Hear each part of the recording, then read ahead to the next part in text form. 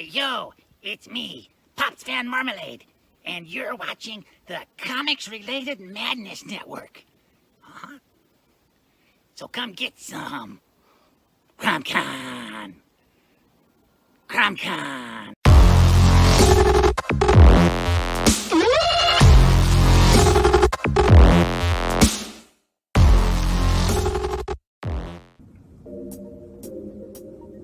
Oh man, I wish I could find a way to better advertise Apothic Press.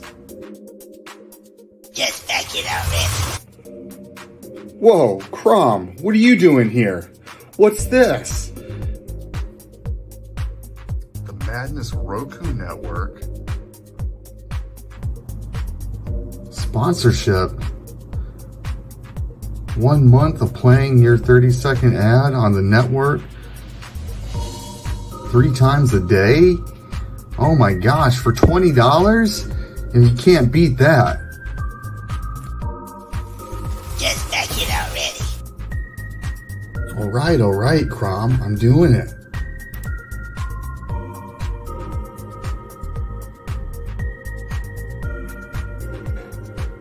Awesome. Hi, I'm Tanner Hervey, founder of Apothic Press. I back the Madness Roku Network, and so should you.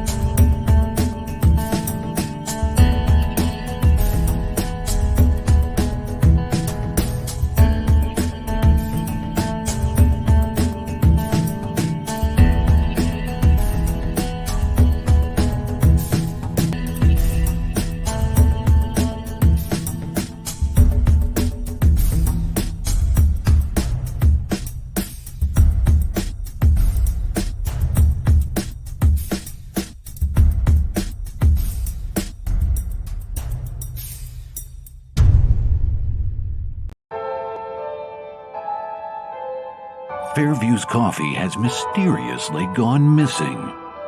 Mayhem ensues when strange, coffee-craving zombies plague the city.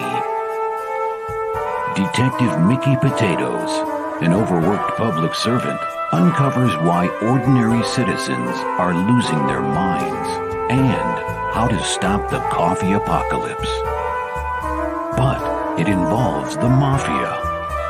And when you're dealing with mafia crime families, nothing is ever easy. The mafia controls everything in the city, including the police, including him. If he breaks the mafia, they will break him.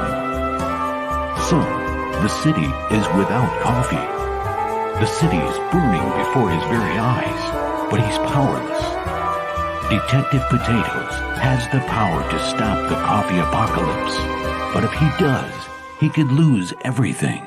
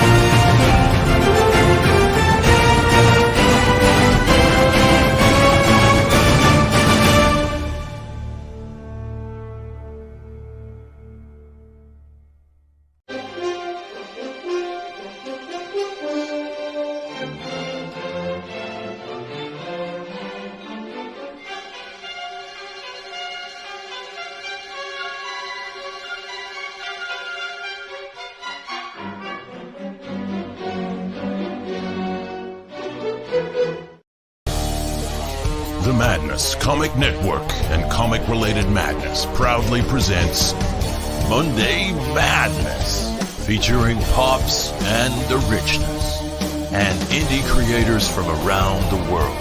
Tune in to our content on Comic Talk with Pops Van Zandt on YouTube.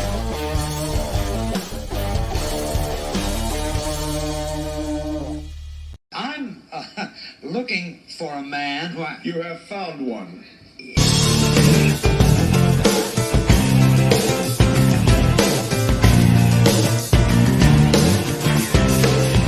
Won't you get in trouble if the boss shows up?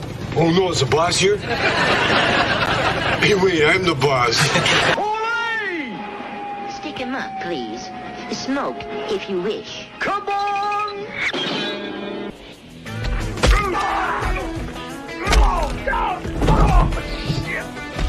Damn, that hurts, doesn't it? You know what's up. Hurts, doesn't it? Doesn't it? A little bit. Yeah, I know what it's like to get kicked in the knee. Yeah. What is happening, everybody? Doc ran to the store. Gonna be here in a minute. My normal co-host, Rich, exhausted from moving yesterday. Had to bail, but we love him. You know, that's the thing about this network is that everybody's got everybody else's back. Rich said he can't do show today. And hey, Doc, you got me. Doc's gonna be here in a little bit, just like that. Our guest today is the creator of Black Tiger, Hidden Dragon, and Magna. You guys know him. You better love him because I do. It's Mr. John Hervey. What's up, bro? Yo, what's up, Pops? Hey, good to see you, man. I ain't seen you in a bit. It's been a minute, man. I know I kind of disappeared from the scene for a minute with all, just a lot of stuff with the family and the kids, but I am back. It's hey, good to see you. Let me know, brother. I have my fan on and my AC on, so if it's making crazy noise, I can cut it.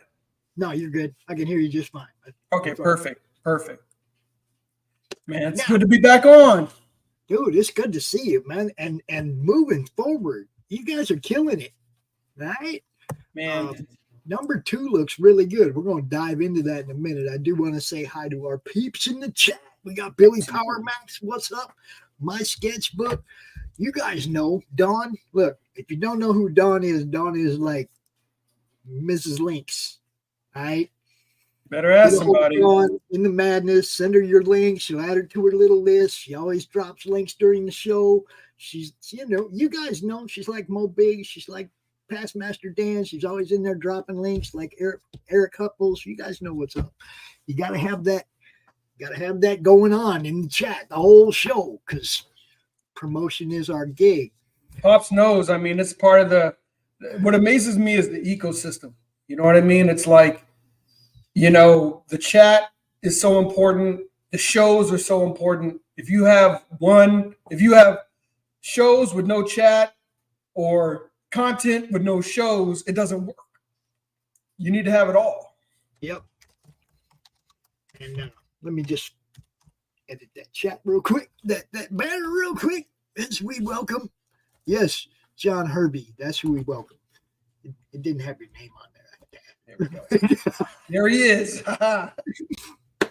Normally, I have all them little things done in the backstage before the show, but I was on the morning roast this morning talking about our gig, talking about the Roku thing, right? Yeah. And, then it was like by the time I got off the show and then out of the backstage chat and everything, I had like 20 minutes to go try and stuff something in my face before the next show and the next show. Dude, it's all action around here, John. I like it. Hey, that's good action, brother. That's good action. Yeah. See, there she is. And well, then here we go with the links. There you go. Here we go. I already started it with the Roku and John's campaigns up at the top of the chat up there. You guys can go check it out. Yeah, and there's Doc's link. See, she's on top of it. Boom, she's on it. That's how we do it around here. And you are most likely right, Sketch. Doc went to the store. He doesn't run anywhere. I hope he's listening. He's gonna come back and get Jazz. He'll speed walk back for that. Oh, that's great. All right. So, one announcement I want to make for our campaign, for the Roku campaign. If you're a showrunner and you back us at the showrunner tier, please hit me up and let me know who you are. If you're anonymous, I don't know who you are. I can't have Max get in touch with you to coordinate uploads and stuff. We want to be ready to get this thing rolling right away. So if you back at a showrunner tier, hit me up. Let me know who you are, what you're bringing to the network, because we want that stuff to just go smooth. I want to be able to upload everything just smooth. So don't wait till the last minute. Hit me up. And also for you people ordering sketch cards, if you order anonymously, we can't ask you what you want Doc to draw. Just saying. Let us know who you are so that we can accommodate all of your needs in the Roku. Because, man, dude, it's been a little slow starting, but I missed my own launch party, John. What happened?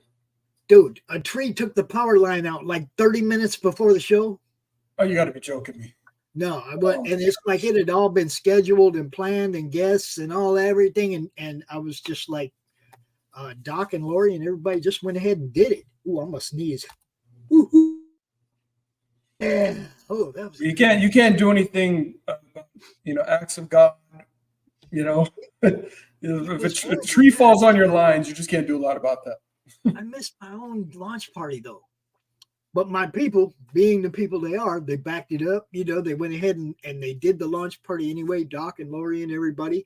And they came out and talked about what we were doing. Nice. But it would have been, I'm sure it would have been better if I had been there. I mean, I'm sure, because I couldn't share links out. I couldn't share the link out anywhere. All the stuff that I do. Like, do you know what I do while the ads are playing? Tell me. Dude, I share the link to the show out to like 40 or 50 Facebook groups. There you go. Get on and sorry, but not sorry if you're one of them people that's in all 50 of those groups and you just got spammed 50 times. Sorry, not sorry. Because my job is to promote. You see what I'm saying? That's what I do. Pops is a man on a mission. That's the way it is. But yeah, I do that every show, right? And that day, of course, I couldn't do it for my launch party. I couldn't share it out everywhere. It was just, I was so depressed. It was just a wreck. Oh, man. I'm sorry. That sucks. And well, I mean, we all just, you do what you do, man. Even it's like Sim said a little while ago. Even if you're walking through hell, walk through it like you own it. There you go. So we just powered forward. We've been going through, we've been getting on the shows and talking about it as much as we can. And we're going to talk about it more at the end of the show. But right now, for the next 50 minutes, it's all about Black Tiger and Hidden Dragon. Do you want to share your screen or do you want me to share it? Go ahead and share it. I like to just flap my gums. See? Crom. He was not being nice during my launch party, man. It was like, and the worst part, John, my phone was like right on the verge of dying. So basically all I could tell everybody was I'm not going to be there and my phone is dying. Oh, man. There was no car here to go out and charge. I couldn't even run out to the car and charge the phone up. It was just, everything was bad. That's right? torture. That's torture. Everything was bad about that day. And I was just, gosh. And we still got like 20 backers right away or so. It was, it wasn't good launch. You still had a good launch. It wasn't bad, but it wasn't what I was hoping for if I had been able to share it out everywhere and actually promote it the way I wanted to. Yeah. And we appreciate you, Timothy. Yes, they say God does have a sense of humor. Yes. I don't know though. I didn't think it was funny at the time. Right, exactly. Sometimes you can't appreciate it till later. Usually when the power goes out, I'm like, I get happy. It's like, cool, comic book reading time. Right. The power's out. I can't do anything else. I get the flashlight and a pile of comic books that I haven't read yet, and I go to town on the stuff I hadn't read yet. Yeah. Because power goes out here fairly regularly, once, twice a month. I don't know. Okay. So it's like, that's the thing. That's what I do. But that day, I didn't even want to read comics. No, you're too depressed. I know the feeling. Anyone that has not launched a campaign, you don't quite know what it feels like. But man, the ups and downs, the highs and the lows, the emotions, it's it's tough. I remember after my first launch, I actually had my second launch actually had like the book ready, but I was like emotionally I had to take like 3 months off because like I was just like I was all in my feelings and I was worn out. Dude, me, man. Look, I think in all the time that I've been doing this for 4 years, I don't think I've ever taken 2 days off in a row. Ever. And even the 1 days off that I take are only half days because I'm back out here doing shit as soon as I'm done whatever I was doing that day, right? Yeah. I'll be like, oh, I'm going to go play golf today. I'm taking a day off. No, I took the golf time off. And as soon as I got home, got back in this chair, went right back to work. You know what I mean? That's why you have your show. I mean, for me, production side, I work on that every day. Mm-hmm. But the shows is cyclical for me. And that, it's problematic though. I mean, you need to be more consistent, for it to really, so you're right in the right spot, man, doing your shows. It definitely takes a special kind to stick with it and just, keep grinding. Oh, you're talking about a launch party tonight for Beowulf, number 6, right there. See, Dawn drops the link. She keeps everybody in the know what's going on, man. Nice. That's awesome. I love that we have people in the chat that are willing to do that for other people as well as themselves. You know what I mean? Absolutely. If you got a wrench and you ain't promoting your book, it's your fault. Pop says, shame on you. It's your fault. Now then, we're gonna share that. We're gonna take a look at this one. Do you want to give everybody a little history on Black Tiger Hidden Dragon number 1? Yeah. Before we get into number 2, because look, some of the art on number 1 was just fucking badass, dude. The mall with the dragon and everything. Oh man, give them a little taster of what. I'll definitely do that. So Black Tiger is a property that has been around. Man, it's 20 years now.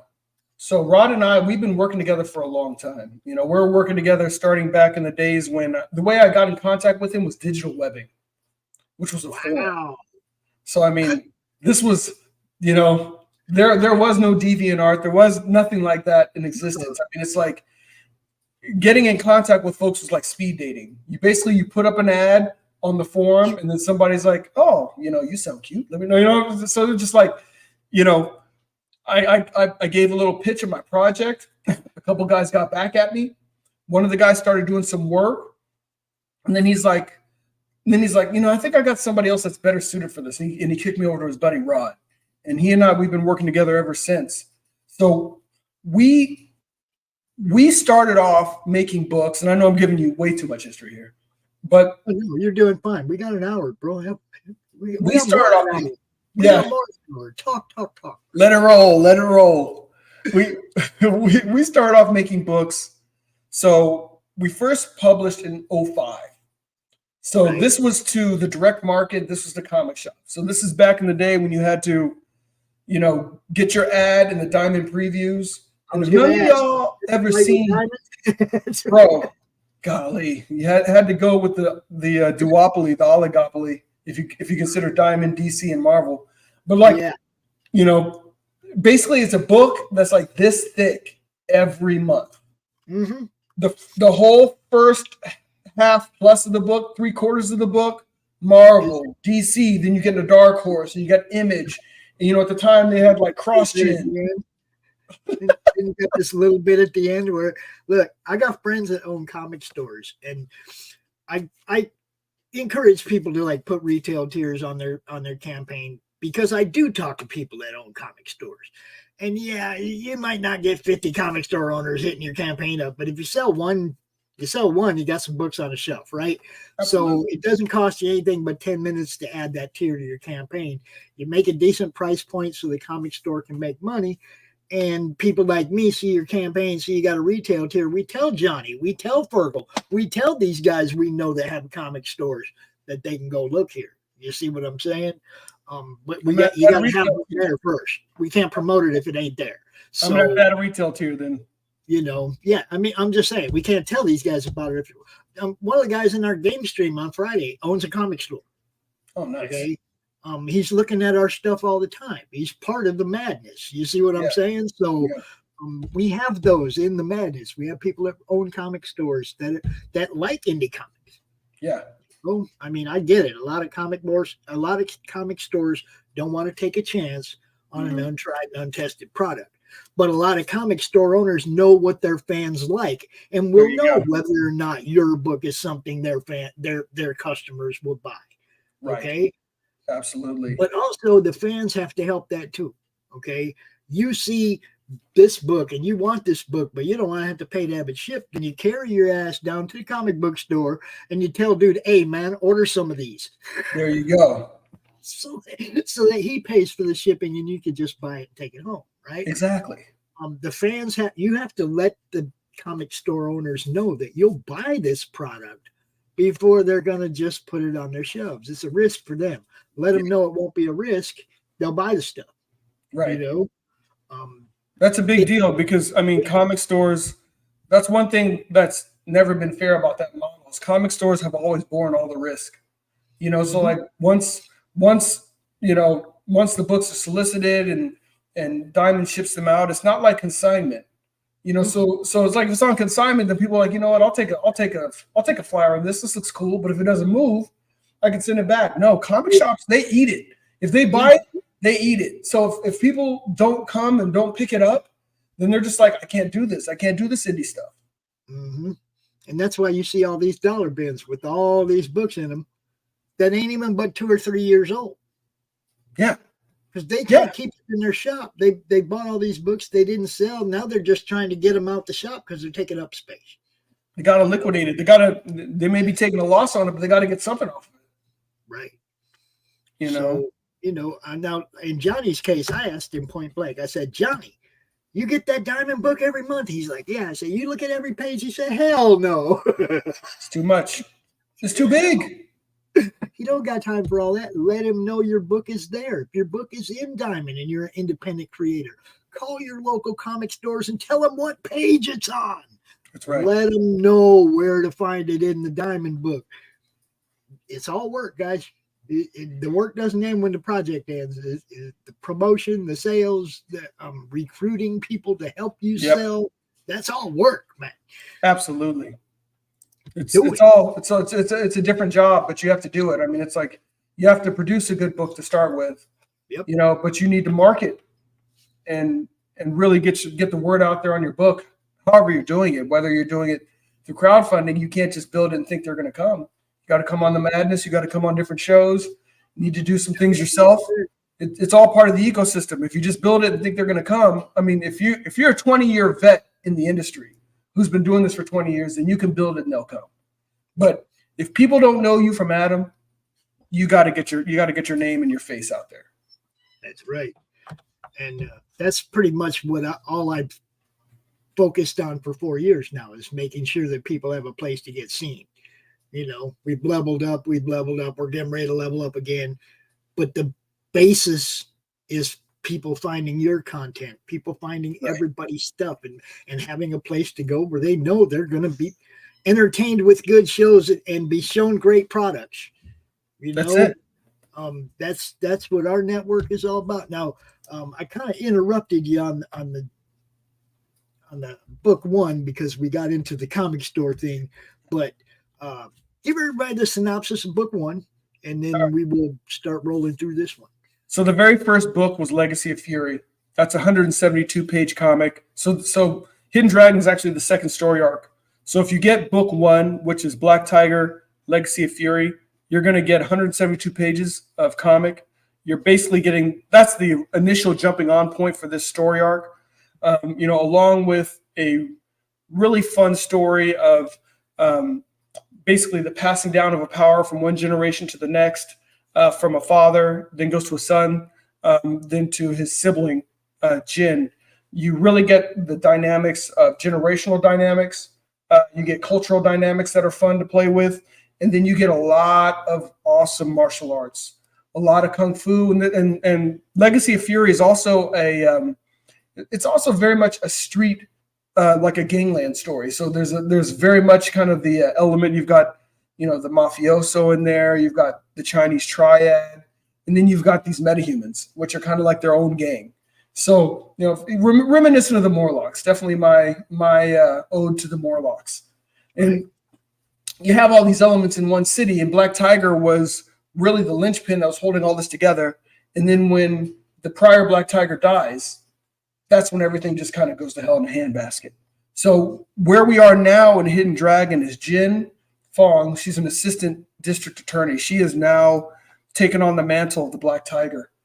And she has, her father, who was a cop before her and the Black Tiger, his name has been defamed. He was defamed as the Black Tiger, but then also defamed as a cop posthumously. So she's looking to restore honor to her name, the Fong family. She's looking to restore honor to the Black Tiger, and she's looking to restore order back to the city, which is just basically eating itself alive and is headed towards destruction.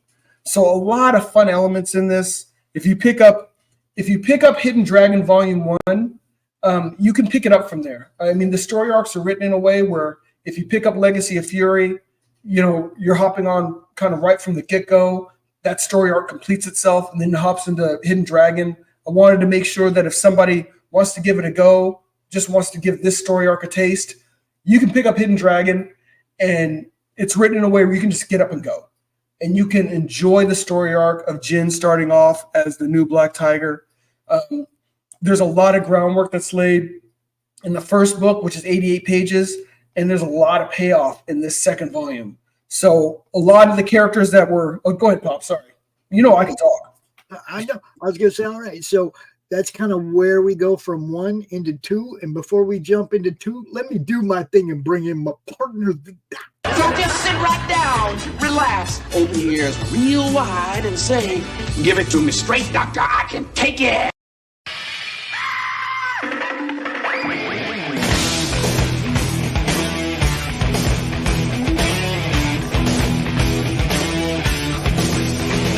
Kick the chocks out from under the wheels. Blast up. No offense, Margaret. Contact. We're off. Rum, rum.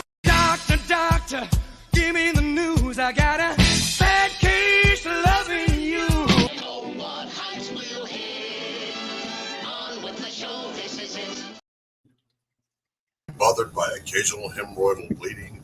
The doctor is in, baby. The doctor is in, people. What's going on, John? How are you? Oh, man, I'm doing well. How are you doing, brother? I'm all right for an old guy. Hey, man.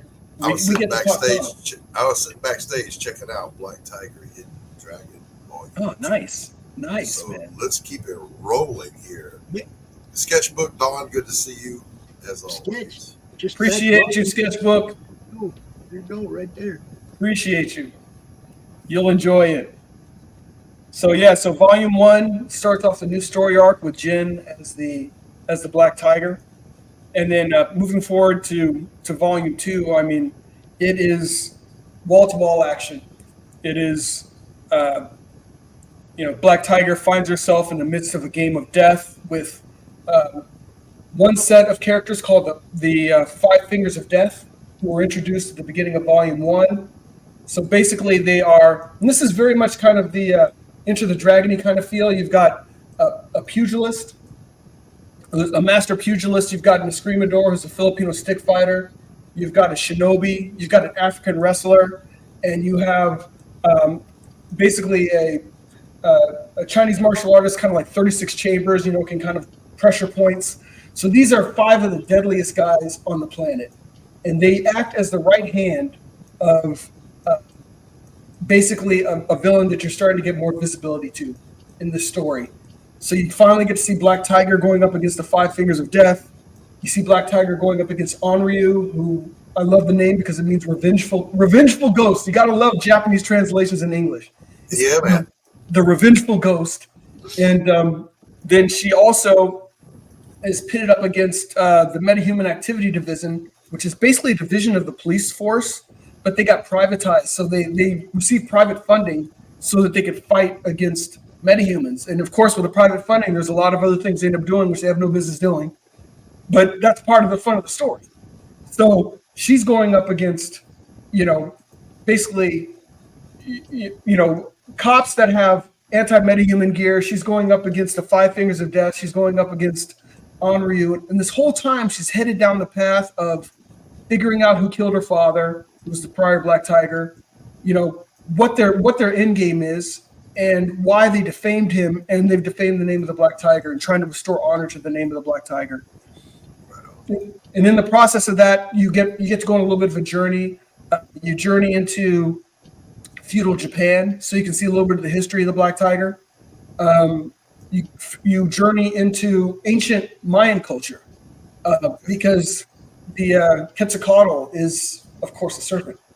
So you start to get a much bigger view of Black Tiger and the dragon, and what all these powers actually mean and what they've meant over time.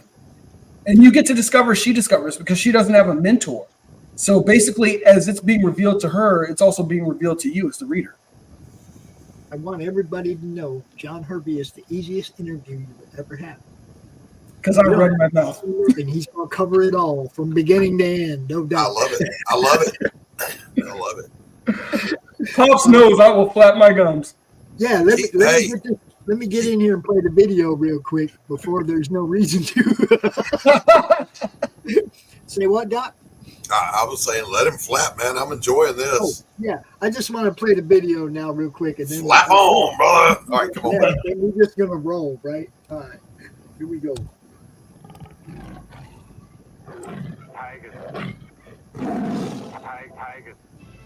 Welcome, Beyond Time travelers. We're excited to bring you the final 88-page chapter in the Black Tiger Hidden Dragon story arc, where the rubber meets the road as Assistant Defense Attorney Jen Fong must balance her career and personal life with her blossoming power and responsibilities as Black Tiger. Jen must survive an insidious game of death and a lethal encounter with the Metahuman Activities Division of the Los Santos Police Department as the city streets run ablaze with criminal activity. Along with pulse-pounding action, this graphic novel reveals inconceivable truths about the Black Tiger power, ranging from ancient Mayan civilization to feudal Japan. Picking up where Volume 1 left off, Jen must go farther, dig deeper, and bring it with more bone-crushing kung fu than ever before in order to save the city of Los Santos and restore the disgraced names of both the Fong family and the Black Tiger.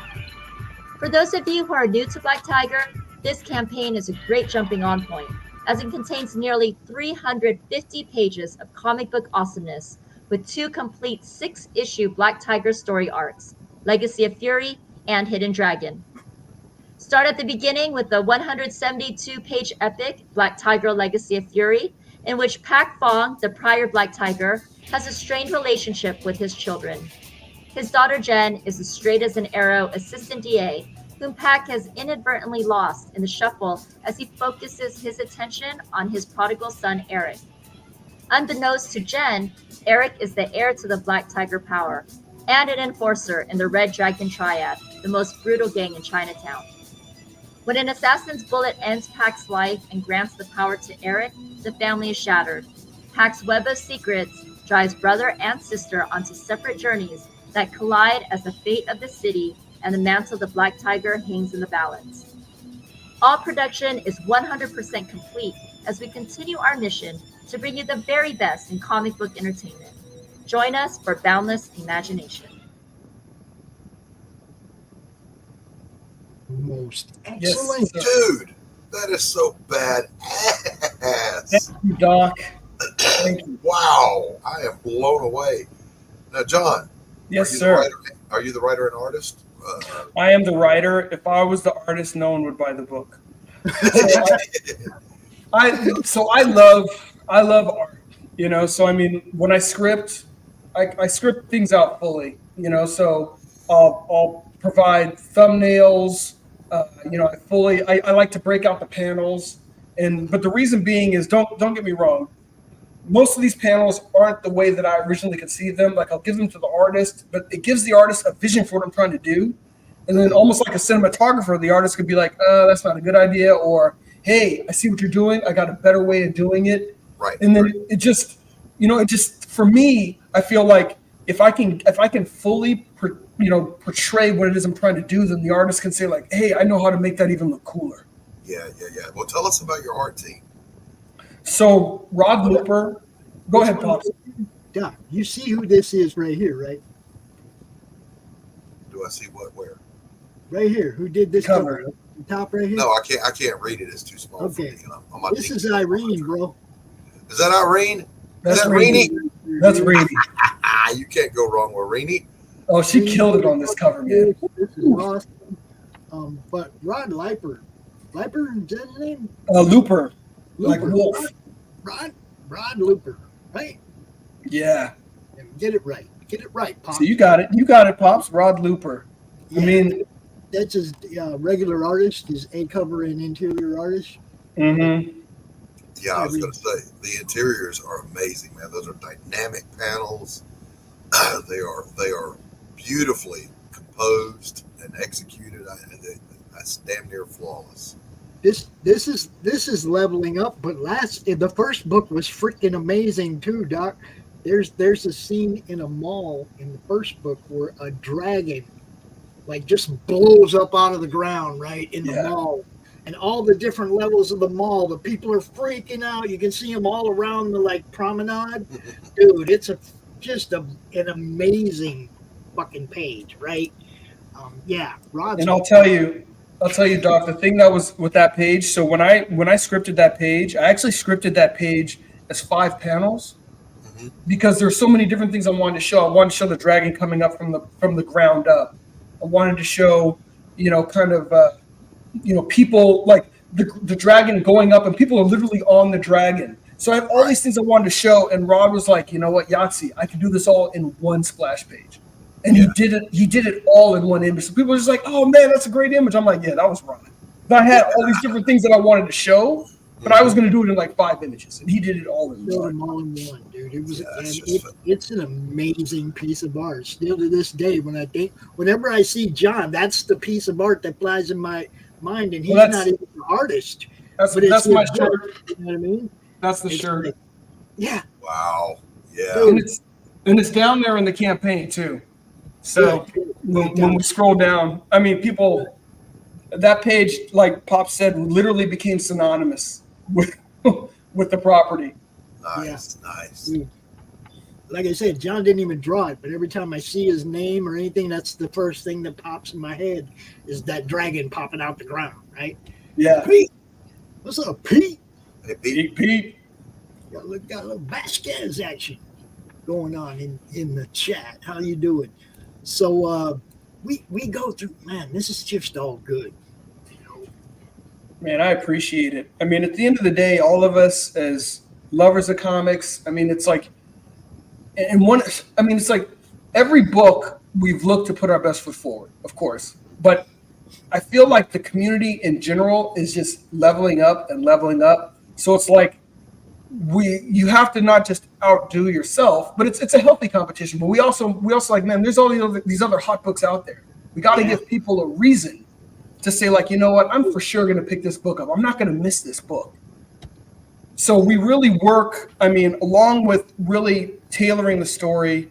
One of the things that I've always loved, and I've probably loved it since Frank Miller's Daredevil. My buddy, he was collecting that series when it was, as it was coming out. I was actually at the time, admittedly, I was collecting Avengers at that time. So, because like Byrne and Perez were the artists on that run. So that's how I got into comics. I'm like, come on, that's a no-brainer. The goats. The goats. And my buddy, he was collecting Daredevil, and I can remember being sitting on his brother's bunk bed reading The Death of Elektra. I mean, and one of the things with Frank Miller is his art, he choreographed the fights. Like you could see the flow of the fights in the books. And I was like, that is so cool. And that's one thing I always wanted to do in comics. I said, you know what? Yeah, we're going to have these awesome fight scenes. I said, but I want there to be a flow to the fight scenes. Right. Because also growing up, I was a big, you can probably tell, a fan of Hong Kong martial arts movies. Mm-hmm. You know, and it's like you've got the martial arts, you've got the style, but it's like the fights are really a dance. It's a choreographed masterpiece. And it's like if you don't choreograph the fights, you know, then like some fights are just brawls. That's just smash mouth. But like these kind of fights, you got to choreograph them. You got to give people what they want. And that's really what Rod and Rod knows I'm a nut. You know, I'll some of the things that I script out, he's like, man, that's ridiculous. You know, you want to do all that, but then usually he'll half a day later, you know, I'll show him something on thumbnails and he'll come back with something better. He'll be like, see, I knew you could do that. I knew you could do it. Yep. Yeah, these are now just. I'm looking down here. Legacy of Fury, Volume 1. Mm-hmm. That's the Greg Horn cover, right? That's right. Greg Horn, yo. Greg Horn, ringing that bell with anybody? Come on, go get you one. For real. For real. How many of those you got left? Hey, Stephen B. So the great thing about the Greg Horn cover is when we were originally doing the book, we made it for 6 issues. So we did, and I'll tell you the whole key to all of my covers. So Legacy of Fury is a 6-issue graphic novel fundamentally. Right. So basically there's a cover for each issue. So there are 6 Greg Horn covers inside that graphic novel. There's one on the outside, but you get all 6 when you buy the graphic novel. So you get all 6 Greg Horn covers, and basically each cover is for each issue. And that's how I've done all of my graphic novels. So these other ones, Volume 1 and Volume 2 of Hidden Dragon, are basically 3 25-page issues plus some other material in there as well. So you get 3 covers because each issue has its own cover. Reenie did the cover for issue 6, and it was just outstanding. With Rod's cover, I did something I'd never done before. The splash page he made was so outstanding, we made that the cover. There you go. And then, that's what I'm talking about. Yeah, and then for issue 4, that's the one where she's pressed up against the glass in the Ferrari. That one was a guy named Eduardo Vieira Ramirez, and he's a phenom. So just being able to work with awesome people, I mean, that's what makes comics awesome. You know, get people involved and excited about a project and say like, hey, that's a cool project. Yeah, you know, come on board. And then give people what they want when you give them the fight scenes. Stuff's just all good, man. It's just all good. Yeah, there's look, this is better than the mainstream by a long screaming mile. You're not going to find this kind of quality in the hacked out monthlies. Oh, absolutely. Sorry. Look at that dragon right there. That's what I'm saying, man. Look at this. No, I appreciate that. And the thing is, you know, just like so many of us, I mean, you know, we know quality when we see it. And being able to work with Rod has worked for DC before. He's worked in video game, kind of like the development for video games and animation.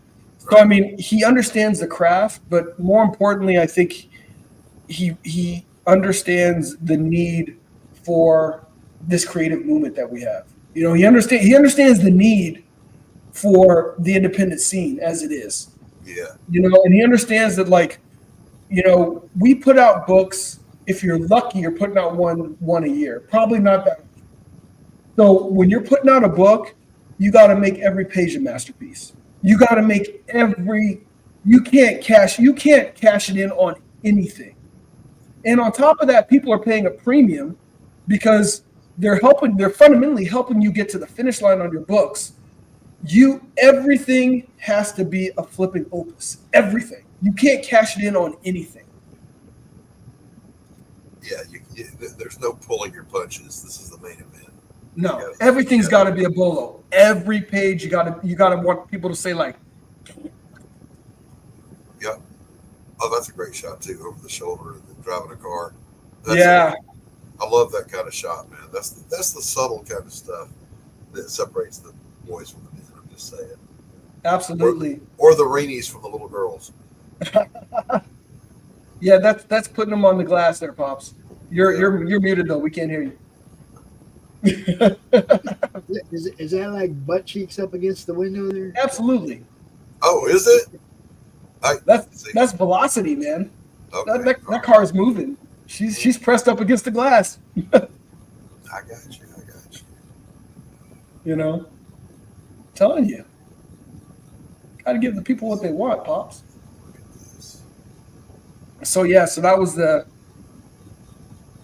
that dragon cover.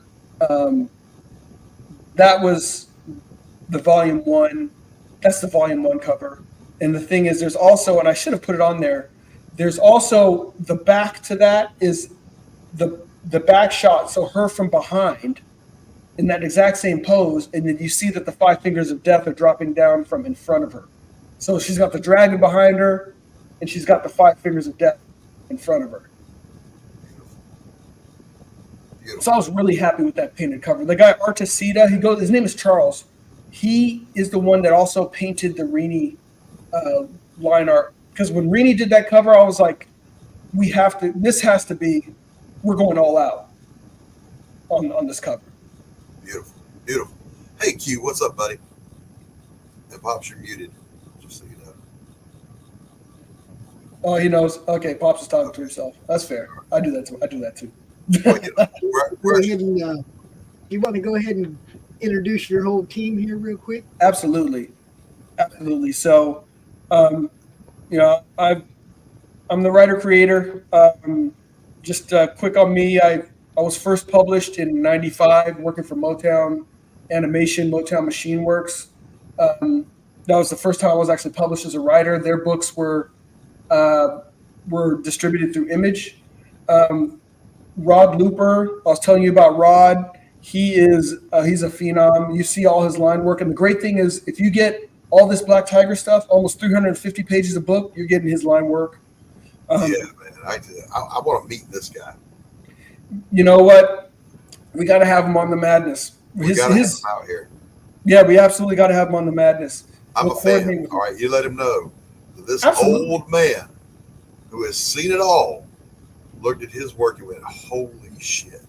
Absolutely, man. We will hop right back on the Madness, man. I will get him, and we'll, because he's a great dude too. Just also let him know that I hate him. Love. It's a love-hate thing. There's hatred here. I'm yeah, kidding. it's love-hate. And then of course our girl Rini. Yeah. She's a phenom. That goes without saying. And she's I think the first time I met her a couple years back, and she was doing, her first volume of Fiendish, and I was just like, we were talking with her, and then I realized this girl can do everything. I mean, it's like she does. Yeah. She knew all levels of production, but she can do any flipping medium, any medium. I mean, the girl, she does freaking wood burning. She does, whatever. I'm sure acrylic. She could probably chisel in ice and like make an ice sculpture. There's such a thing as pencilers, there's painters, but then there are people who are just artists. They make art. She's an artist. Right. Yeah. And then Eduardo Ramirez Vieira. Look, Rini is the queen. Everybody knows. Absolutely. Yeah, uncontested, no doubt. I gotta agree. Yeah. And there's a lot of talented folks out there. I'm not trying to take anything away from anyone. I mean, it's like, it's not zero sum. Praising this one does nothing to tear anybody else down. Absolutely. Eduardo Ramirez Vieira, he is a talented dude. He's the one that did that Ferrari cover with over the shoulder of Onryu and Black Tigers pressed up against the glass. Yeah. That's good stuff. You got to have it just takes a particular aesthetic. I love it. Yeah. It's one thing to try and describe what you want, but when somebody's able to pull it off like that, you're like, okay, that was excellent. That was absolutely excellent. Alex Garcia, he's, you see him in the indie community. He's a really talented dude. He helped with, so some of the scenes, it was kind of like a little bit of an ode to the Court of Owls where she's fighting and she's in, basically a maze. But the thing with the maze is that the maze has basically it's like monitors. So it's showing that she's been getting monitored this whole time. So it has a whole bunch of images from prior issues showing that she was being recorded. Okay. And what he did was basically we kind of green screened the walls, and he was able to take the images and transpose them onto the walls of this this cage of death. It was amazing. It was really amazing death. So he's really talented. Yeah, man. That takes work too. Absolutely. Vinicius Townsend, he's my colorist, and this dude is such an unsung hero. If we go back and we look, the thing is the line art is so strong that it's easy to overlook the colors on this book. So like just stop and just look. Yeah, sure. This is just a great look at the colors. Look at the colors right there. Look at the texture. Look at how he's got like the shading. He does an amazing job, and it really accentuates Rod's work because sometimes you can have folks that are really talented, but their styles don't really work well together.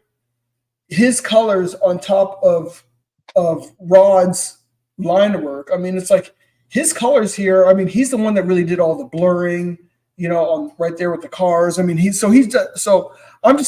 pumping up all these people because they need to be doing more work.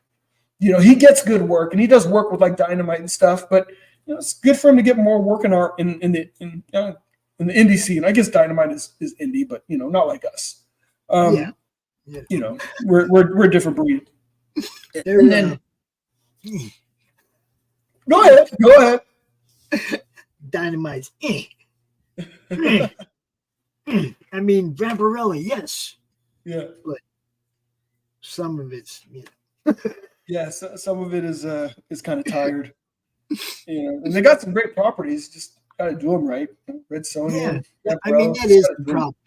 They do have great properties, but we're not seeing the quality of story from those properties that we shoot. Absolutely. Absolutely. And then there's Marco de la Verde. He's the letterer. And if you look at the pages that have letters on them, he does an amazing job. It's funny. I was looking at this one tweet came up a couple days ago from Adam Smith, Andy Smith. And I guess it was like a Green Lantern he did a while back, like years ago. And like the letterer took John Stewart's, the words that John Stewart was saying and put them like right there on his chest. You can't even see the lantern on his chest. You're just like, he's like, he could have put it off to the left side. Actually, he said, I made room for him over here to put the bubbles, and he still covered me up. Yeah. So, you realize that every layer of production is an art in and of itself. And if you do one of them improperly, it really takes away from the experience. So it's like that seems like a no-brainer, but you'd be surprised. I've seen people do really dumb things.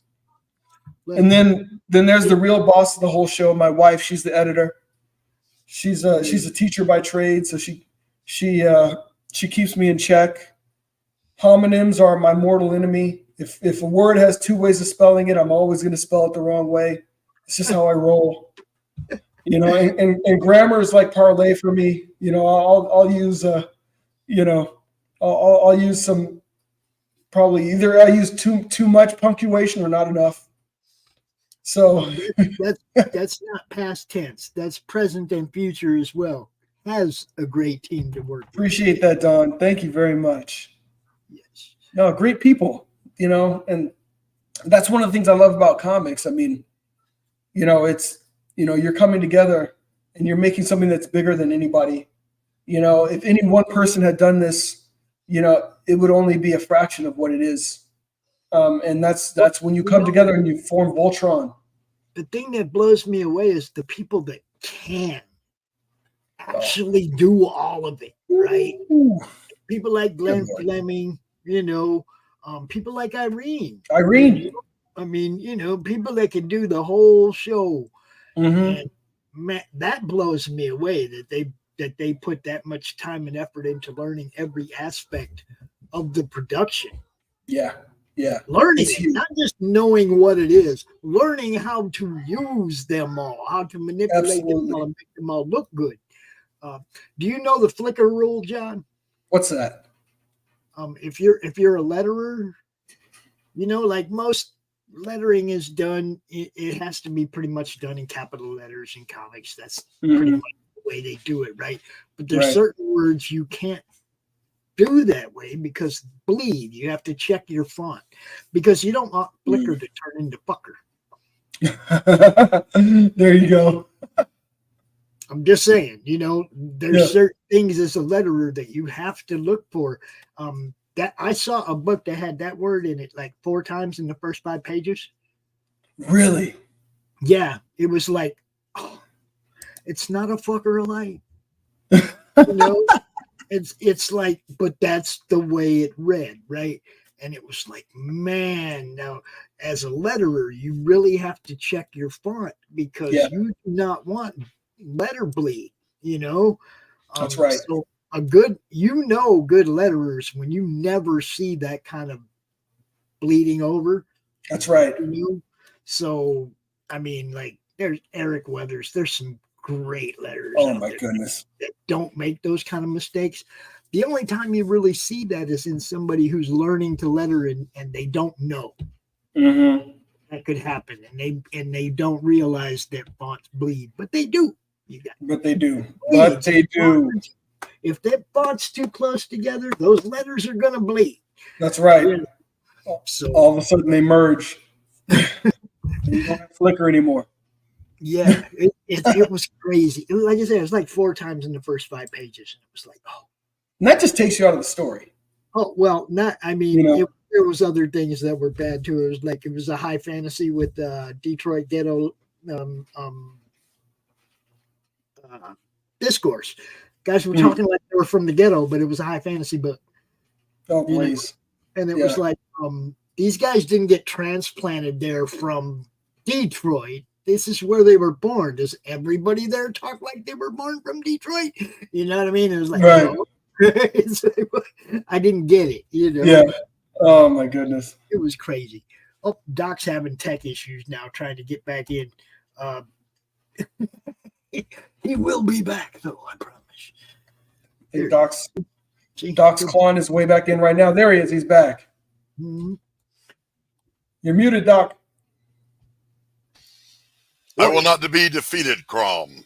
That's right. That's and, right. And he's throwing spears at us every day, man. He's trying to knock it out every day. So this like a wraparound cover. What is this right here? So let me tell you the story to that. So legacy. Well, now, wait. I gotta get in here real quick. Get in there, Doc. With my little anecdote that just happened. Okay. So the wife has decided after all these years she wants to decorate for Halloween outside. So there's like a 40-foot tall skeleton going up outside, just to horrify the kids so they won't come for the Halloween. So, anyways, can I come do? But so I get off here and I run and I trip over both the cables from my headset and my camera. Oh! And rip them out of the computer, not realizing I'd done that because I'm a big boy. Yeah. So then when I come back in here, I'm trying everything in the world to get back on. I'm like, what the hell is happening? Oh, you have to plug shit back in. So there you go. There's the story. There's the next.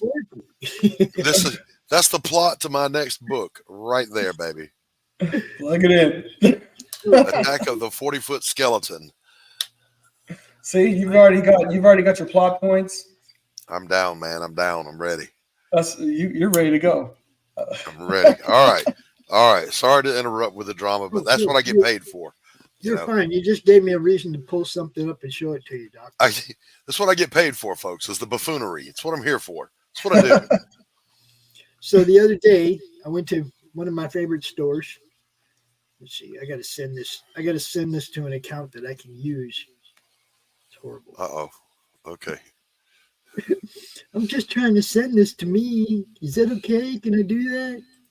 Depends on what you're trying to send. I never accept stuff from myself. be honest with you. It's just smart. It's just not a healthy thing to do. You're like, I know that guy. I'm not opening that. I know that fella. Okay, I think this is the right one. All right. We'll get it over here where I can grab it, and then I'll show it to you guys. You'll think it's hilarious. What were you just talking about, Doc? The 40-foot skeleton. Yeah, a 40. I'm trying to do what Q asked me to do too. A 40-foot skeleton, huh? Let me see. Jeez, Facebook, why are you being so slow?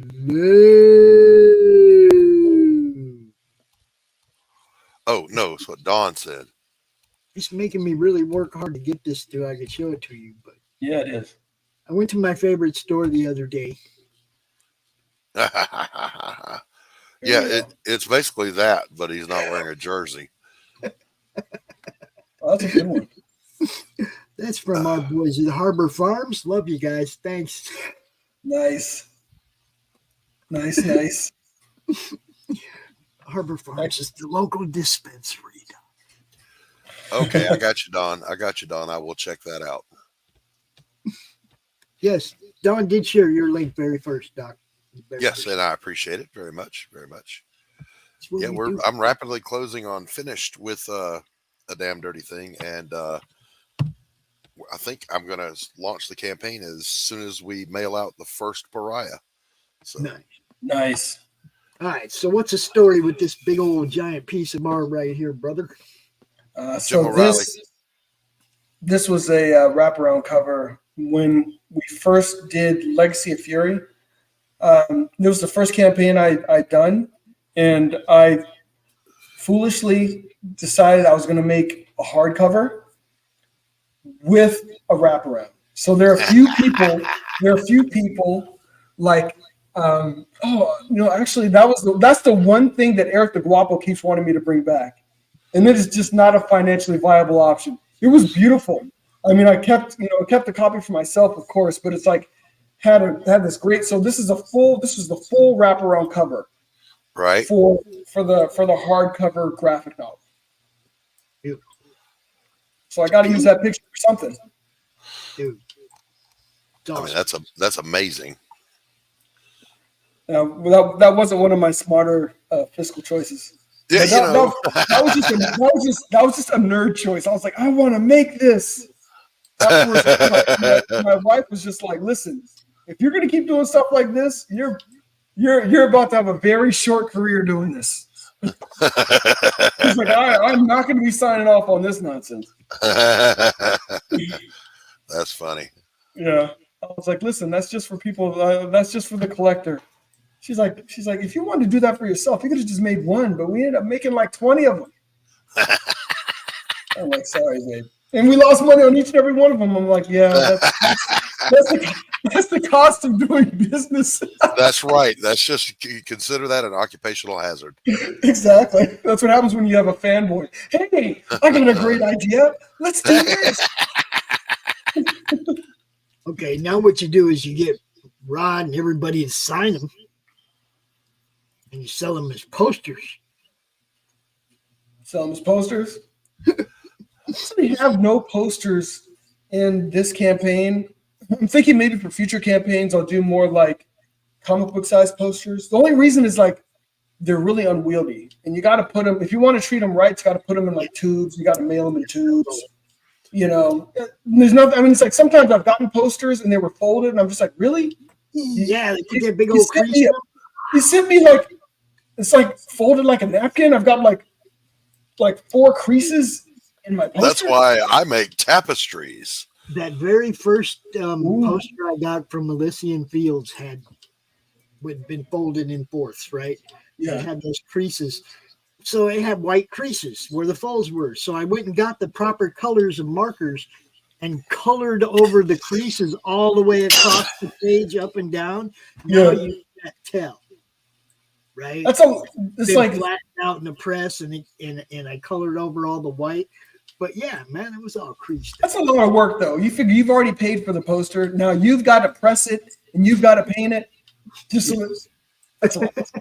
So that's good. Yeah. All kidding I'm aside, not- though, you can think about looking into the tapestries. They're basically on a Tapestries are nice. satin material, 24 by 36. So they're Mm. basically a poster that Fit in they the don't tear. Gemini. They don't tear. They Really? don't have Yeah, creases. they fit in the Gemini. They don't crease. You know, you throw it in the dryer. I mean, it might have a little crease from being in the package for months or whatever, but You hang them and it just goes Yeah, away in a dry it very out. short time. That's a great idea. The satin. Yeah, Anthony Taking has note. some nice ones from the different campaigns that he's run. Yeah. Taking note of that. That's a good one. Now, this is art from the first book. Good stuff. Yeah, this was from Hidden Dragon Volume 1. That's the introduction of the Five Fingers of Death there. They get to fight against some bionic Russians, the Organizatia. Yeah, So right. kind of get to level set their power. Mhm. And then here's a scene with Black Tiger and Onryu and their civvies, and they're basically going to see. Basically, he is the man in the chair. Right. He's Black Tiger's man in the chair, but Onryu decides that he needs to die. So this is kind of a Jackie Chan-ish style, of fight here. The guy's in a roller chair. She kicks the chair out so that Onryu misses trying to stab him. So just having fun with the. I love it. I love it. There it is, Doc. Here's the dragon. Man, come on. Now look at all the different floors in the promenade, the people reacting, people that were standing where it came up out the ground and Yep. look on it. And Yep. I was hooked right from the Yeah. get. The first time I saw this page, it was like, oh, shit. That's amazing work, man. That you can't take anything away from that. That's just amazing. Yeah. And I mean, to this day, this page has got to be like the most prominent page. And I just look at it and I'm just like, every time I look at it, I think about the 5 things I was trying to do on the page in 5 different panels. And I'm like, this dude knocked it out in one flipping splash page. Now, I got to ask you, was there anything in this page that you didn't have in those 5 panels? Well, the thing is, there are things he was able to do a lot better. I wanted to show the Bedlam, but you could have never done that. He covered all 5, but did he surprise you with anything there that you didn't? Well, yeah, because when you look at that dragon, when you look at the magnitude of the dragon in the mall, I don't think you would have pulled that off in 5 panels. Right. But when he did that, but that was his main thing. Is he's like, we may lose the magnitude of how big this dragon is. Right. I'm like, scale.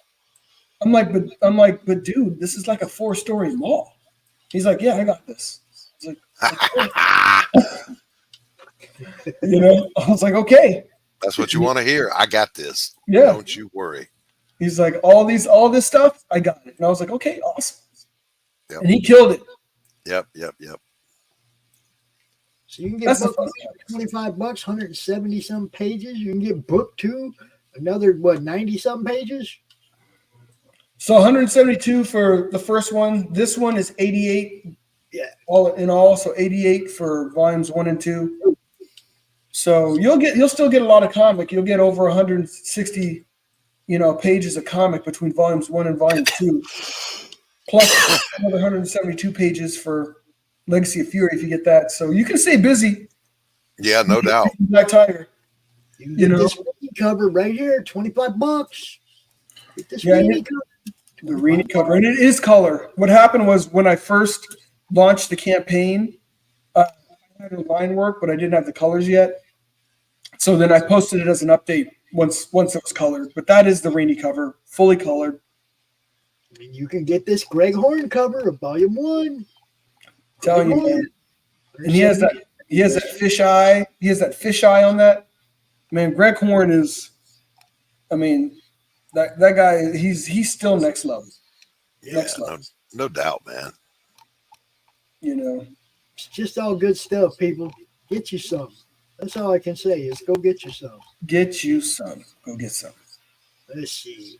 I got somebody else wants to chime in here real quick about this. Absolutely. I can't find him though. Where the hell is he? Supposed to be here. There he What are is. we doing? What's next? Just back it already. It's gone. He just had to pop in here and say, just back it already. We do have one more guest that's going to be popping in, though. Doc's co-host from Doc's Coffee Shop. Our boy Tanner Hurley's going to be popping in here, hanging out with us in a little bit.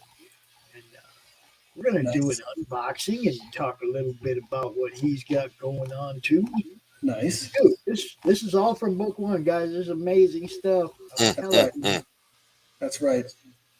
And then here's some good old martial arts action. This is another one of the Greg Horn covers. And, so the story behind this was,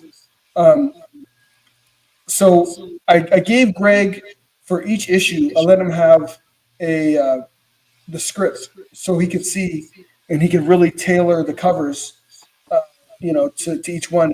And this second issue was like a reveal. It was Jen learning about the Black Tiger power in her family. So this exact scene doesn't happen, but as a reveal image, it's the flipping best. I mean, when he made that, I was like, damn it, I should have done that in the book. But, it's one of those things where it's like, I always wanted covers that had some relevance to what was going on in the book. So I love covers, but the two things that will piss me off about a cover is if you put something on the cover that I really want to see, and then I don't see anything even related to it. Yeah. Or you get this awesome cover, and then the interior is just shite. You know what I mean? Then you're just like, oh, come on. So I love the relevance of covers. That's just me because I started reading comics in the 70s, and then like the covers were always telling you about what you were going to get inside. So that's just the aesthetic that I like. And then, I want to know that the quality runs through. So what this represents here is this is all the Beyond Time stuff. So, and this is in chronological order. So if you want to read everything Beyond Time, you can pick up Magna 1 and 2, then the Black Tiger Legacy of Fury, then you pick up the Posse, and then you read Hidden Dragon Volumes 1 and 2, and you have all of the Beyond Time universe chronologically that has been published thus far. And it's almost 550 pages of comics. God almighty, man. I'm trying to keep people busy. You know what? That's busy. That'll do it. That'll do it. Yeah. And then there's original art for folks that are buffs of original art. So there's pencil pages from my man Rod. Then there's also penciled and ink pages. So if you're somebody that loves original art, I'm telling you, get it on the site, because once this campaign is no longer live, he's going to take all those pages and he's going to do them in auctions, and this stuff goes for over $1,000. Because once people start bidding on it, it's over. Yeah. Then they bid up the prices. Right. But yeah, I mean, the martial arts action, the story continuity. Just enjoy it. It's all in there. I like that page. Yeah. Yeah, that's a beauty. That's a beauty.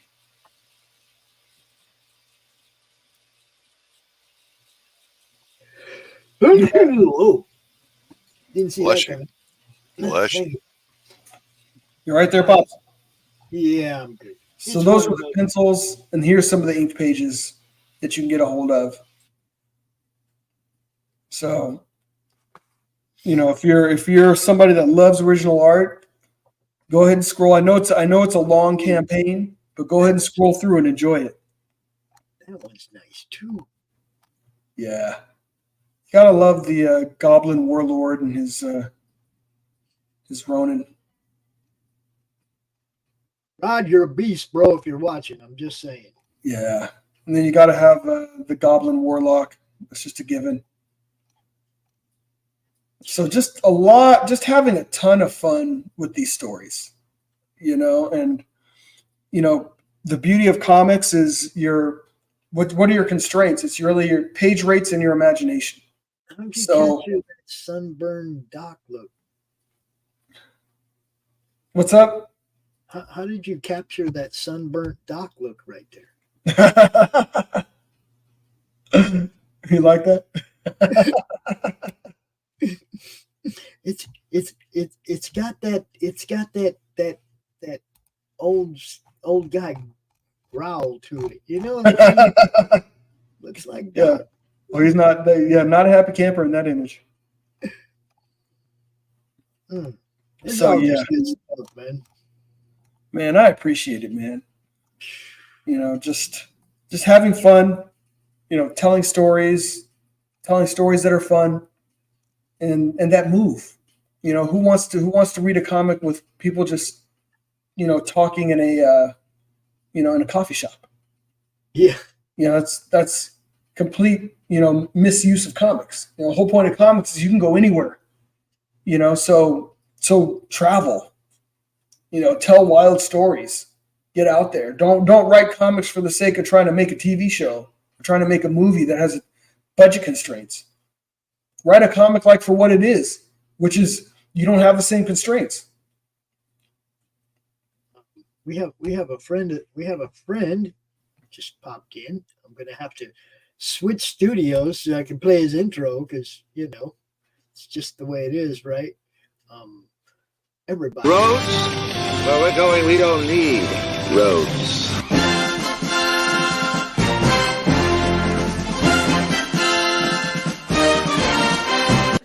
Gordon Shumway, nice to meet you. Interested in a new Buick? Nonsense. I've not yet begun to defile myself.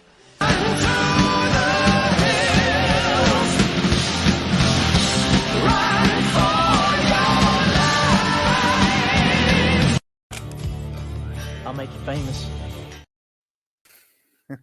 Hey guys, how's it going? Nice.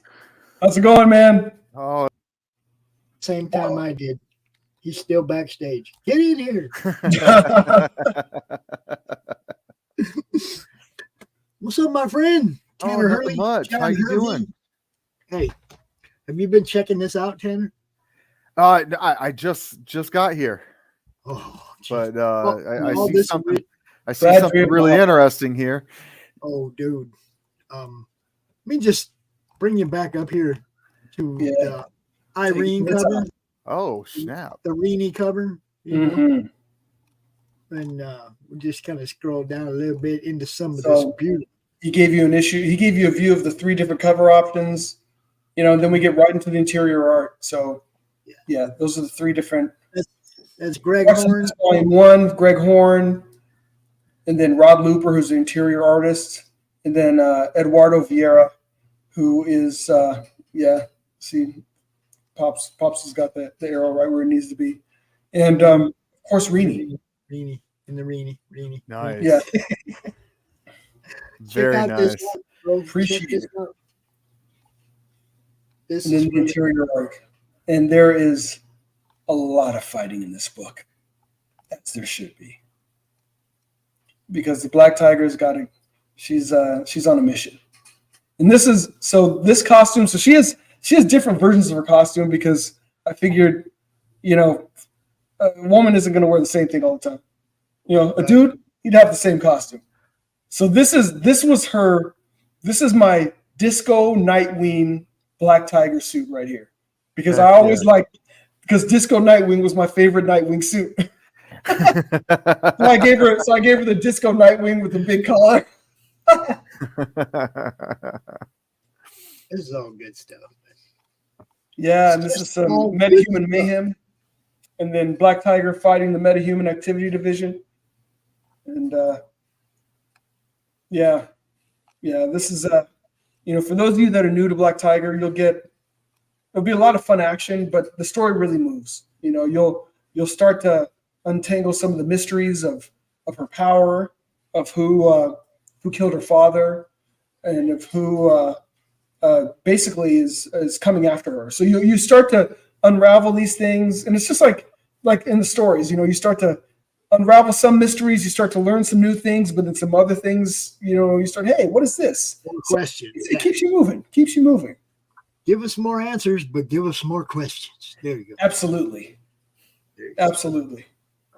That's how you keep the train moving.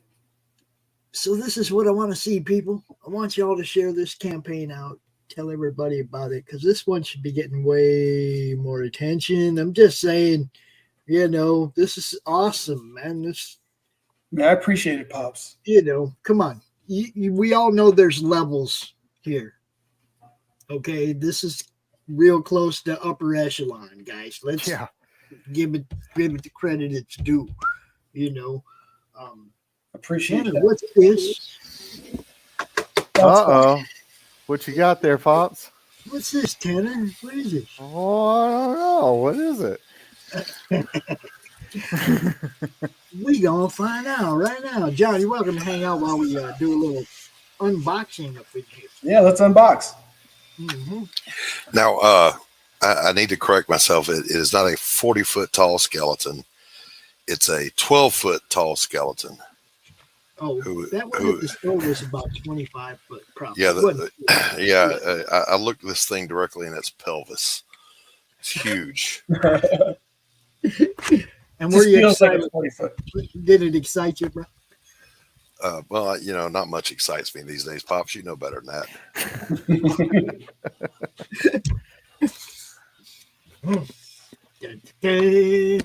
Unboxing a new product always excites me. There we go.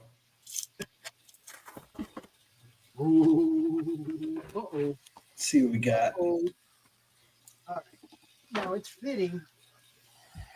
It's fitting that these have made their way to the house. Ooh. Because I have the first piece of art that Tanner ever drew of her. Yes, nice. It does. All right. It's Brian, everybody. Now I was not expecting all three covers. Yeah, surprise. But Toxic Beach, come on, guys. The Toxic Beach cover. That's it. That's it. That's awesome. There's shit out there in the water with big old tentacles and whatnot. The Toxic Beach cover is. It goes in a whole nother direction when you got tentacles in there. Definitely does. Becomes even more toxic. Exactly. And then we have the Armed and Ready cover. I think I like that one a lot. The Armed and Ready cover. Yeah. Right? Or Armed That's and my Dangerous. personal favorite. Or Armed and Dangerous, however you want to call it. I'll let you call that. Okay? And then finally, Laid Back and Loving It. There we go. There we go. Just lay back behind a rock ready to shoot somebody. Just come on out here where I can see you. Mm-hmm. There you go. The heels, the stripper heels, all of it. That's the way to do it, right? So there is the link to Fund My Comic for Electric Agent of Helix. Nice. Get over there and back this thing and help Tanner get it across the finish line. Are these available also on that campaign? No, those are only available through direct messaging and direct sales. Direct sales, yeah. If you want to get a copy of Rin, hit me up, hit Doc up. If you can't find Tanner, hit us up. We'll put you in touch with him. But don't hit me up, I'll forget. You're his co-host. I forget you see him on Wednesday and you go, oh yeah, somebody hit me up. See, no. I see my wife every day and I forget who she is.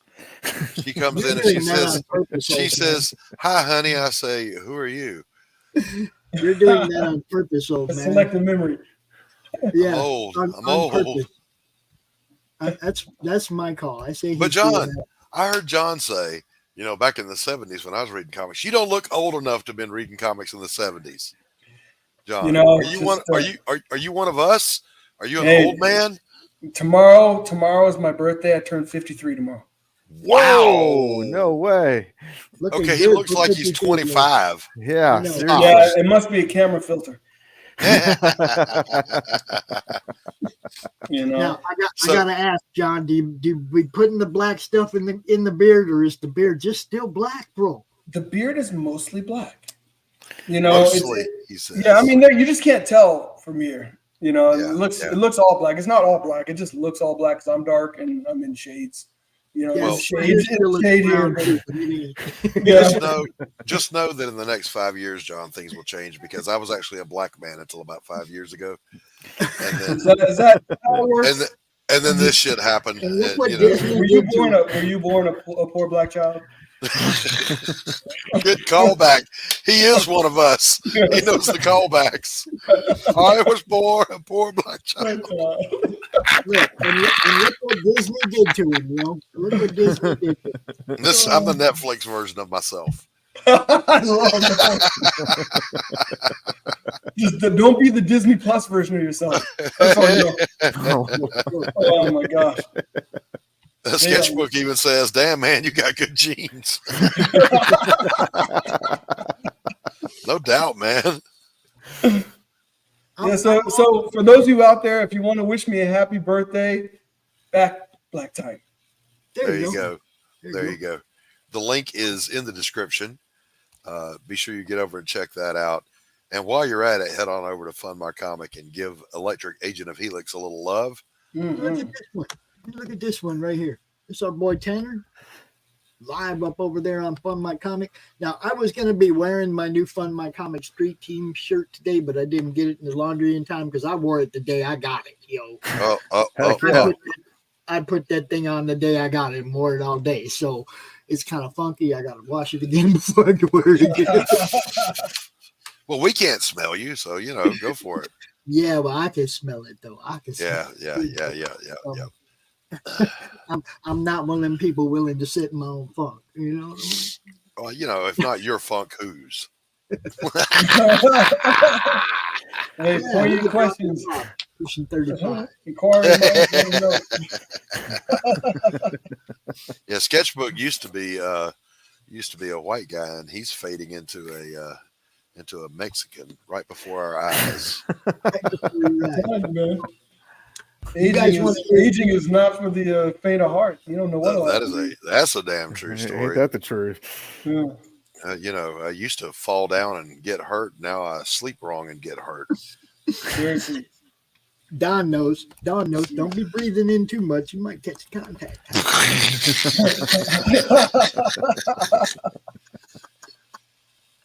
Why do I feel the need to go take a shower now? Come on. All right, Tanner Hurley, you're the man of the hour. I'm going to play a video real quick because this video was good, guys. And then we're going to let Tanner talk about his stuff. So here we go.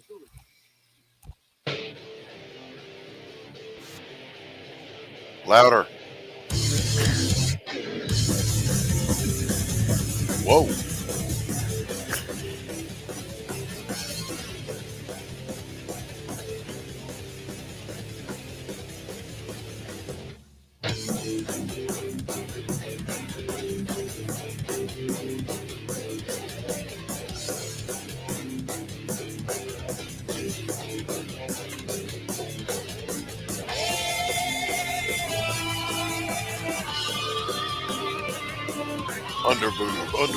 Underboob.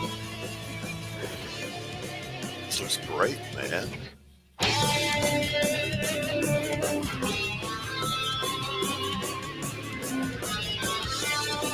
Electric took one look at Chun-Li's thighs and said, "Hold my beer." Damn Skippy.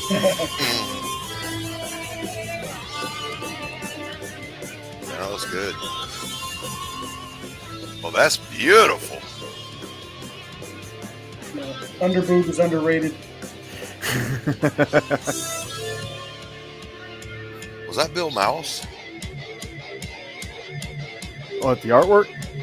Yeah, the cartoon. No, that was Steph Wilson. Oh, Steph Wilson. Okay. Rich's favorite artist. Right. I'm aware.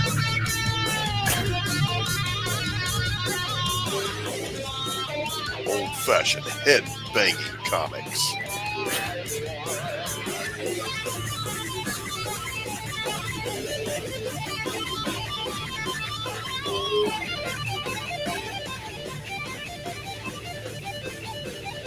Steven, I would love to see my characters in your style. So be tempted all you will.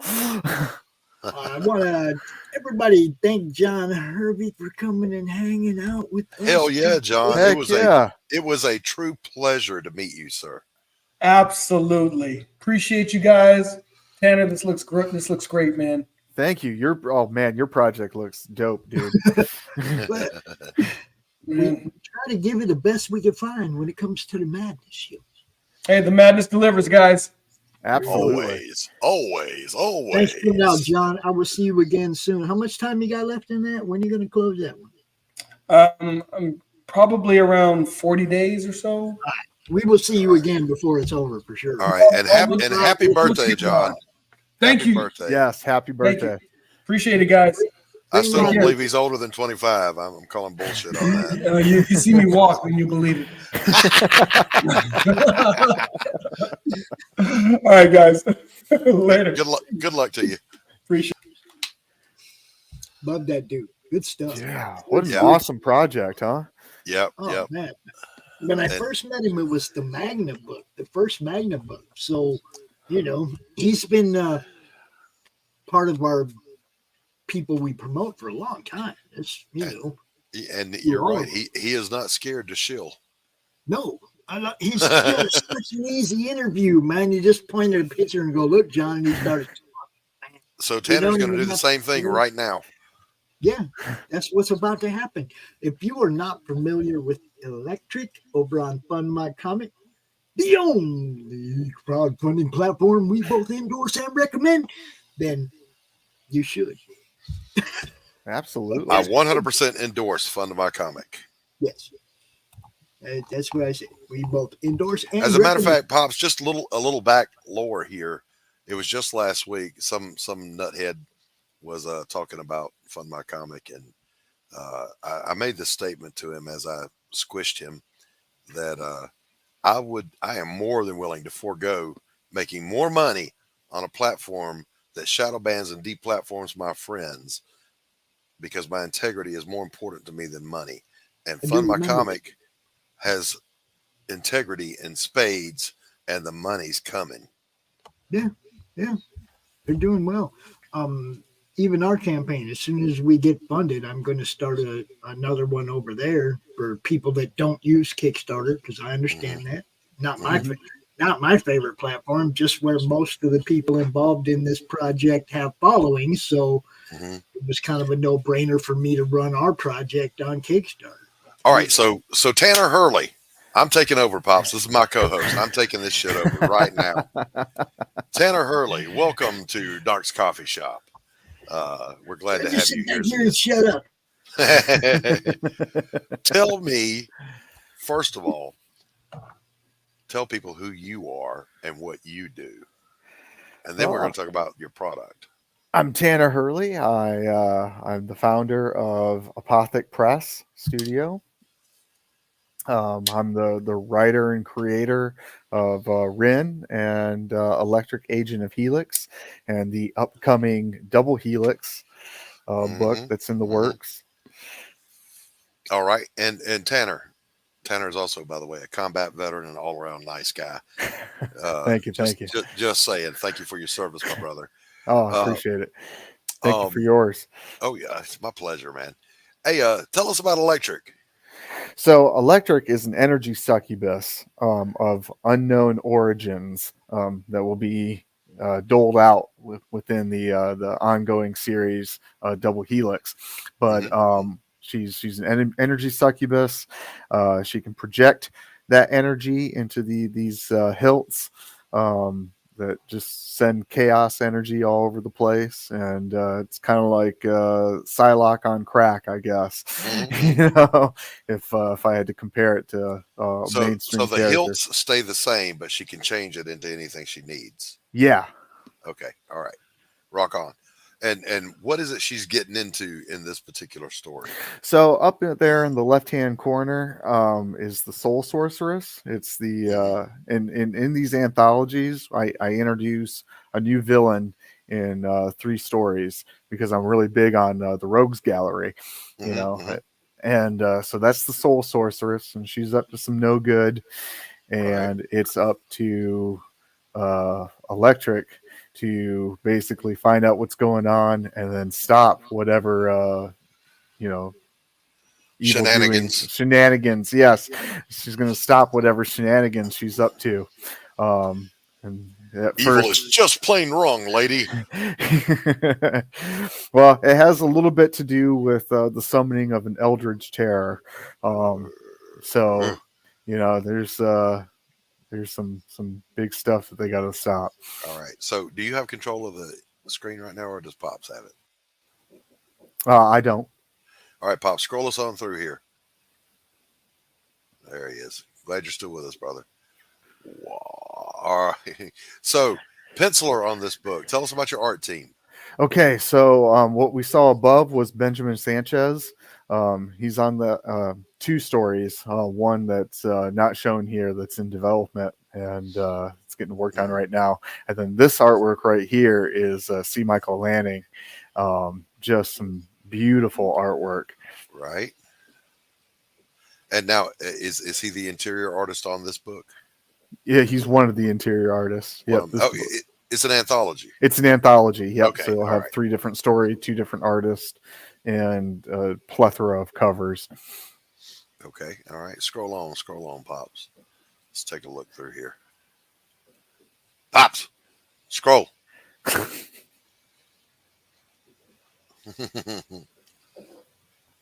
All right. So let's go through let's go through the tiers here.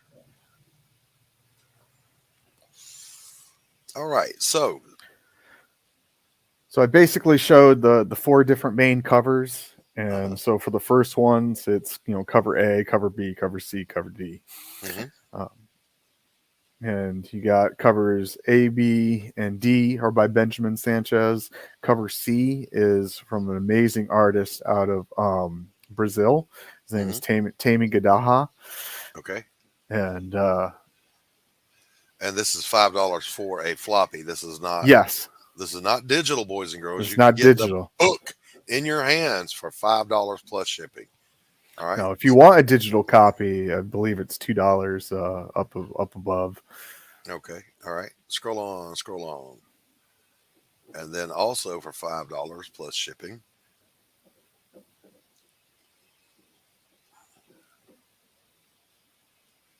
is okay. I see. So you're showing the same image, but this is cover B. Then we have cover C and cover D. All right, scroll on down past D. Tanner got $5 books. People, just get some $5 fucking books. $5 books. Yeah, basically for the price of one person's book on Kickstarter and Indiegogo, I can get you 4. Yeah, no joke. All right, Dawn, you take care of yourself. We'll see you later this week. Nice seeing you, Dawn. Thank you. And Tanner, what percentage done is the book? Because I know you. It is over 90% done. Right on. We just need a little help to get it over the finish line there. Yeah. And those of you who don't know, this book is funding for how much? What's your funding goal? Oh, funding goal? 500. 500. And I know Tanner already spent more than that making it. He's just selling books, folks, because he loves this. Okay. So get over to Fund My Comic and buy some $5 books, man. $20, get all 4. Is there a package deal, Tanner? There is a package deal. Tell us about the package deal. Like I said, for $20, you can get all of the regular main covers, and then I have add-ons for all the alternate covers, which are a little bit more. Let's see. You might have to go to the second page. What second page? I didn't know there was a second page. What second page? What are you talking about? Where? Right there. Yeah. See number 2? Oh. How about that? I didn't know there was such a thing. Did not either. Here we go. Wow. Okay. Consider me educated. More rewards. The Steph Wilson cover. The R.B. White cover. Wait. Go back up. Slow your roll. Okay. I want to take a little moment to look at these. All right. Come on. Wow. So Tanner, your influence in this, you've said many times, is you miss the fun storytelling and the over the top storytelling of Heavy Metal magazine. Yeah, absolutely. And so if that's your jam, this is your jam. This is your thing. Yeah, And $50 will get you all the covers. yeah, yep. So this is one of those things where, all right, we've already had Ren, now we've got Electric, and they're going to team up together in the next book, which is going to be called Double Helix. So you want the story to be complete. Get yourself a copy of Ren, reach out to Tanner, and then get a $5 book for Electric. Hey, I have no plans on reprinting the anthologies. Rin was a $5 book too, right? What's that? Rin was $5 book too, right? Yeah, that's correct. $10. You can get both books, guys. $10. Yeah, I am a sketchbook. I am red pill all day long, and I don't put anything in my coffee because God said not to. God said, "Thou shalt drink thy coffee black." Did Stephen B ask for the link earlier? Yeah, he did. He did. He can join us, dude. And Tanner, there's no end in sight for this. This is kind of an ongoing thing you want to keep doing with Double Helix, correct? Yes. With Ren and Electric. With Ren and Electric, they'll show up in Double Helix, and that'll continue the saga from there. All right. I have been negligent, Tanner. I owe you some art, so I'm thinking I'm going to do either a pinup or a cover that has both Ren and Electric. Snap! That would be beautiful. I got to do you one, man, and I'll see if I can get Carol to color it. And so he wants to know, what weapons does she have, Tanner? Okay, so what she does is she's an energy succubus. So, but she's also what do you call it? Psychic or telekinetic. So she can take psychokinetic. Yes, that's the word. Thank you. Yes. Copyright Tanner Hervey 2023. She's psychokinetic, so she can project that energy into these laser hilts, and then she can form it into any blade weapon that she chooses. Yeah. Sketchbook is saying the same thing I said. Ren would be a cool old school cartoon like Bounty Hunter with a mysterious past. Yeah. Both of these characters would fit right in with Sim Inkslayer's what's his name? Nat. Oh. Yeah, the Natverse. You can see a crossover with the Natverse so easy in this. Mm-hmm. You know? They would all Nat get along. Merc and yeah. Yeah. Oh yeah, I would love to. I'd love to do a crossover with them. I sent you the link in your Twitter over there in the Twix. I think I'm going to call it Twix from now on, guys. Twix. You got right side Twix and left side Twix. Now, Tanner, I got to ask Pops usually focuses on the campaign, and I usually focus on the creators. Mm-hmm. So I got to ask you. You are a respectable member of society, seemingly. Married father. What does your wife think about your projects? She lets me do my thing and just leaves me to my devices.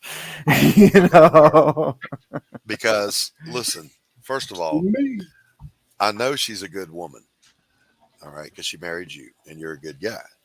And she's a loving wife. You need to get her involved. Oh, I would love to, but I've tried to get my wife into the comic side of my life, something fierce, and it's like my wife; she ain't having none of it. Yeah, she ain't having none of it half the time. Let me tell you, I asked Tacey for an opinion on something. Is it this or this? You think? And she'll go, whatever you think those guys will buy. Yeah, that's the only feedback I ever get. That's how she feels about it. She's like, yeah, as long as it becomes something that people will pay money for, then keep doing it. And I'm like, okay, yes, dear. Stephen B, camera. Do I have to? Yes.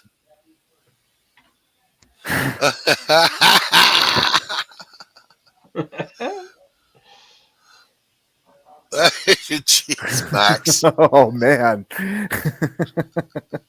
So Tanner. Yeah. From looking at this, My artist's instincts kicked in, and now I'm in progress. Oh snap! All right, all right, all right, all right, all right, Oh all my right. gosh! Yeah, heck yeah! My artist, my comic artist instincts kicked in, and Is it safe to say that you got inspired, Stephen? yes, I got inspired. All right, but when we say on camera, that's not what we mean, sir. Don't you try to hide from us. Your family, you know the routine on this show. Well, I mean, technically, on my show, that's what we do. But there he is. There he is. The other good-looking guy on the stream. Max, always a pleasure to see you too, sir. You guys don't know Atrocity. You tell him this is Monday Madness, Doc. I don't have to. Yes, yeah, listen, I'm going to put you in the back, Pops. Atrocitypress.com, Mary Machine Gun, Ninja Bimbos in Space, Ninja Bimbos, Human Hunters, Human Hunters, Human Hunters, and the soon to be Lady Blasphemy with Mary our own Machine Rich Parada. Gun. They just come out the woodwork over there where Max is at. Yeah, I'm not even allowed to do that sketch. I went on there once and sang, and they said I was banished. Don't ever come back here again. You're not allowed to sing. What did you sing, Doc? What did you sing? I sang, I like to go swimming with bow-legged women. That's why they said. It wasn't your voice; it was your choice. You see what I'm saying? He likes to go swimming with bow-legged women and swim between their legs. No wonder I feel short. I need to put my seat up. Well, alrighty then. Now, Tanner, where did you get the idea for both Ren and Electric? What was the metamorphosis there? Oh man! So what had happened was, I had read an article where heavy metal was changing the look and design of Tarna, a beloved character from the movie and comic itself. Infuriating the fans, and then they called out the fans, and I thought, oh my God, you don't do that. I was like, they basically said that these aren't the people we want, buying our books and magazines. And that's probably why they're belly up now. But I said, oh man, if they're not going to produce the kind of stuff that people want to see, I said, I'm going to produce what people want to see. That's right. That's right. Yeah, I remember all that. That was one of the dumb things a dumb person has ever dumbed. And so there was that. It was one of the catalysts. And then I had another situation where my first studio was starting to collapse. I'm not going to name names, but there were people that when they say in Hollywood, creative differences, I realized that is a real thing. I had creative differences, basically I had hired creators and I was paying money and they didn't want to listen to me. So, so things went south really quickly, but, so some of the writers that I worked with, they were like, oh, this project that I was trying to greenlight for them. They had said it took them, a long time to, like 30 years to create the story. And it was, had so much continuity and all this kind of stuff. And I was still a little mad at them. And I was like, well, hold my beer. Cause, I can create a whole world, in like 2 weeks. And so I sat down and that's what I did, know? Yeah. I'll do it without you, boners. Do it without you guys, and I'll do it in a fraction of the time. That's right. And that's what I did, and people seem to be taken to it. They like it. And as long as they like it, I'll keep producing it. Hell yeah. Hell yeah. Hell yeah. So over on Fund My Comic, $5 comic books. I mean, I, I don't even know what else to say. If that doesn't get you, nothing will. Yeah, Well, that's what I keep saying. It's like it's Just back it already. $5 comics, no brainer. Yeah.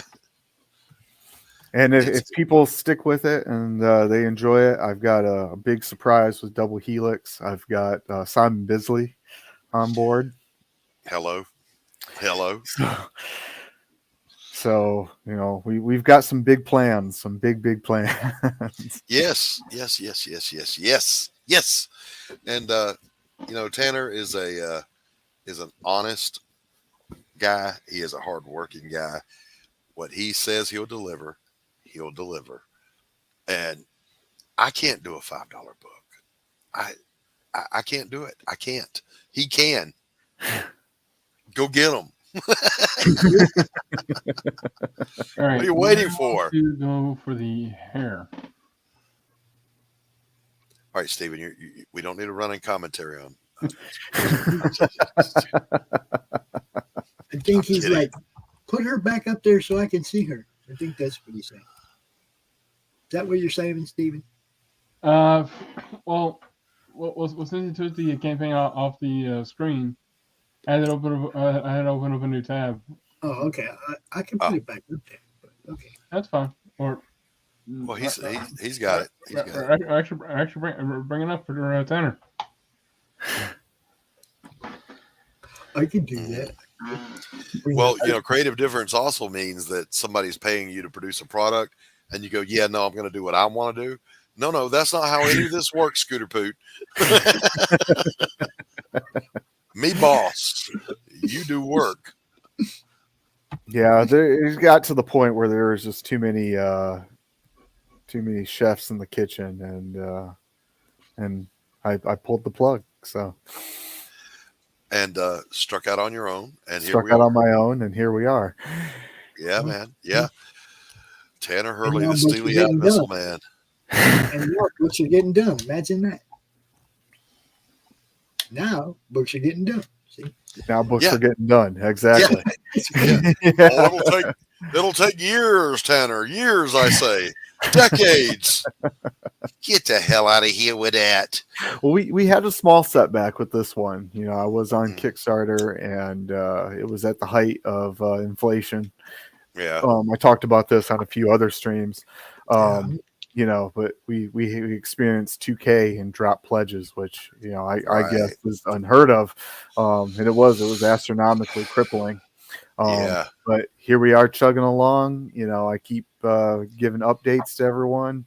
Doing it right. It's going to get done. It's going to get done right. Things. You keep your backers appraised of what's happening, and you overcome the Bidenomics. I mean, the current economy, and you just push through. You push through, because you know what? There's doers and there's talkers. All right. Stephen B is a doer. Tanner Hervey is a doer. I'm a doer. I'm back here working every single day. Come hell or high water, I'm going to get my product out the door.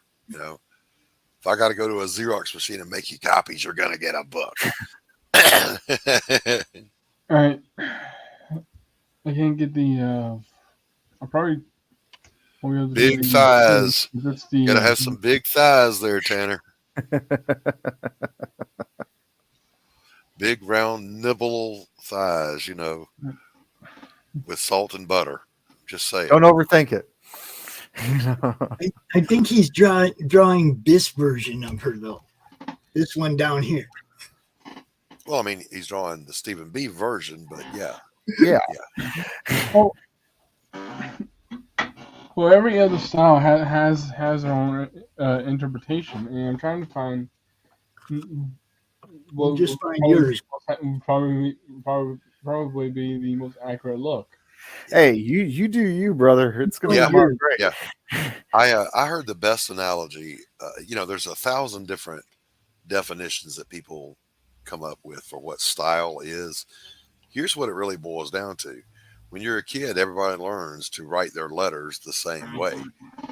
your style of writing just emerges as you do it. It's organic. It's natural. It's not something you have to force. It just happens. It's true. Some people have penmanship, some don't. I don't. I don't. By the way, some people don't. I can't even read my own writing. I'll write myself notes and go, "What the hell was I saying here?" I don't know. It must have been important. I wrote it down. I've got a list right here. Doc has a code that only he can understand. I've got a grungy list right here that's coffee stained and nicotine stained of things I'm supposed to be doing for somebody. One day I'll decipher it, you know. So Tanner, do you got something to show people yet or no? Did you check your email? I have not. Oh, you need to check your email. I must. And if it doesn't work, like, please let me know because. Oh, where are you? Hey Tanner, when we sign off here, you got time to record? Maybe. I do not see it in my If not, email. we can do it tomorrow. We can just wait for tomorrow. I'll definitely have time tomorrow. Okay, I'll hit you up. I'll ring you. Okay. I do not see anything here, Tanner. Okay, Sketch. I love you, brother, but that's technology. It's almost like you don't know me. It's technology. Technology hates me, and I hate it back. I got nothing, Tanner. Let's see. Oh, there's something going on behind the scenes here, ladies and Send gentlemen. it to popsfanzant@gmail.com. Don't dox. The Pops Fans. Put it in private chat. Put it in private chat, Pops. Yeah, everybody knows my email. It's part of booking. It's No, part I'm of being able to saying, book on the show. I'm saying write it down so he can cut and paste it. Oh no! Just to put the word "the" in front of what he did. No big deal. Yeah, I got this. That's almost doable. I used to do my dictation for my patient notes that way, Sketch. My secretary hated me for it.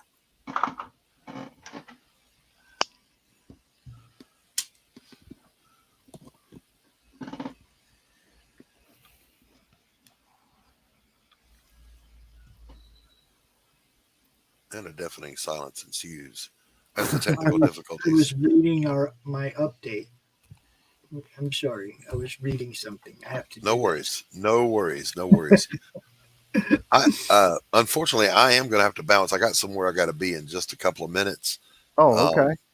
I mean, I'd love to hang out. You know that, but.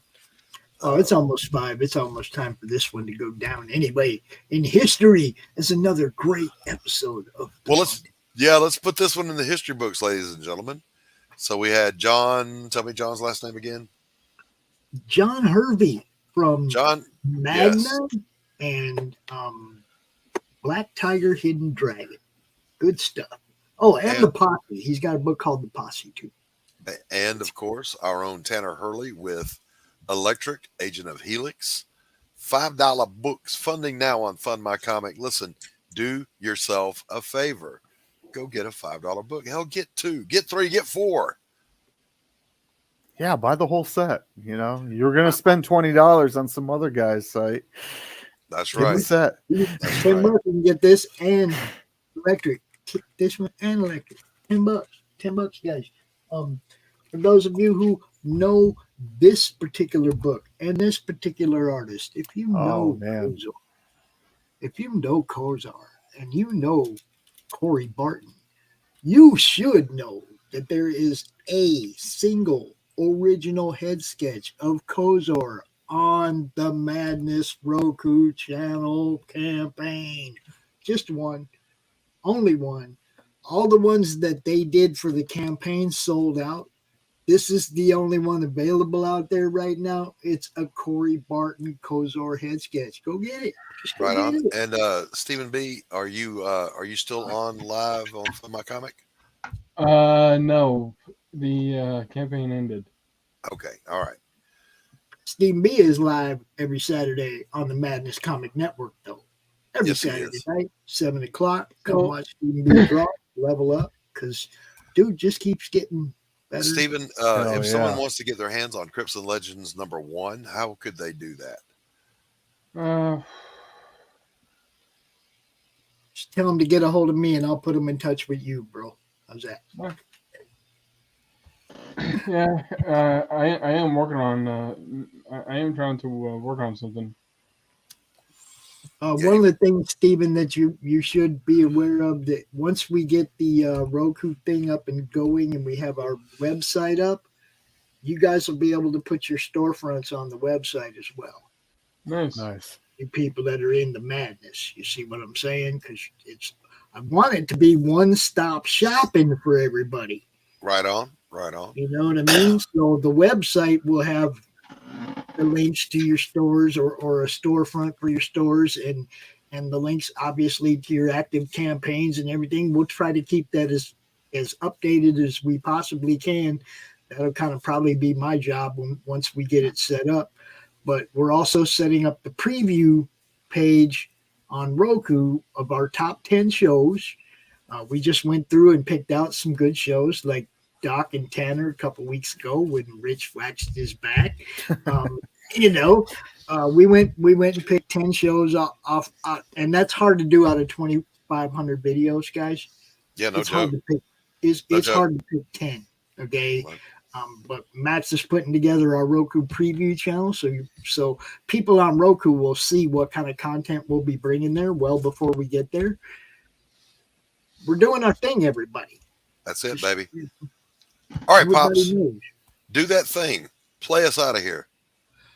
Whoa, hold on a second. One little thing here, because, I want to say thank you to the 35 backers that have already backed the Roku network, the 8 new shows or 9 new shows, and the 10 new sponsors picking up tiers. Tanner being one of them. Appreciate you, brother. Hell yeah. Now, somebody questioned me earlier today on the roast about, well, what do those people who were already involved have to pay? Tell them what they have to pay, Doc. Not a thing, baby. Goddamn thing. They had faith in what I was doing a year ago, bro. Chuck Dixon, no, he ain't paying. Mike Barron, no, he ain't paying. Doc, he ain't paying. Stephen B, he ain't paying. No, they had faith in what I was building. I was already here, baby. And did I not offer that opportunity to anybody back then? Yes, you did, sir. Yes, I told everybody, come join. You vociferously and prolifically made that offer. Yeah, to everybody. Everything that you could have possibly wanted from this, you could have gotten for free. But that doesn't mean you can't get it now. At a good price. At a great price. It's still an amazing price. Yep. Yeah. All right, I actually got to bounce, guys, so I got to get out of here. All right, peace out, everybody. Later, brother. Whether it's sponsorship, bringing your show, doesn't matter what it is. If you're a fan and you just want to help us build this thing, there's stuff on the campaign. Scott's Doc has only 2 sketch cards left. 2 of the Doc sketch cards have already been claimed. So if you want a Doc Blaylock sketch card, you better get one. 2 of them are gone. And that's the whole thing. Everything that's up there is a physical for the fans, other than the PDFs, is a very limited thing. Get it now. Don't wait. Don't wait. Somebody else going to get it. You want one of them croms, one of them crochet croms? Get it now. Don't wait. There's only 5. Cindy's only going to make 5. That's the kind of stuff I'm talking about. Drawn in tier on Path of the Pale Rider. You can't even get that on the Path of the Pale Rider campaign. You can only get that on the Roku campaign. If you want to be drawn into Lori's series, go over there and back that tier. There's lots of stuff there, whether you're a fan, a sponsor, a showrunner, convention something runner. For everything. Yeah, comic store owner. Look, there's something there that will serve you. And we hope that you go check it out. The Madness Roku Network. Right now on Kickstarter. Yo, God, I hate saying that. I really do. I hate saying that. I hate Kickstarter.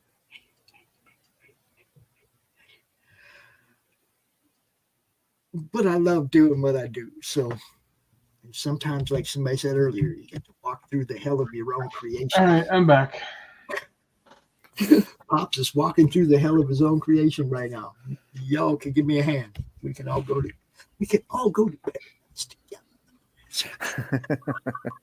Want to get this done before the stream ends.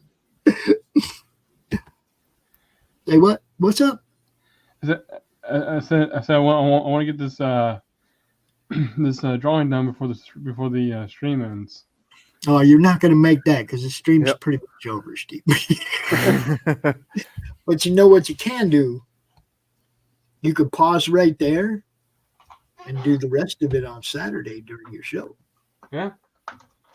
And like flesh it out in full detail and everything. You know what I mean? It's I love looking good. It's looking good. It all, come on. You know what I'm going to say. Just keep leveling up, bro. Hell yeah, brother.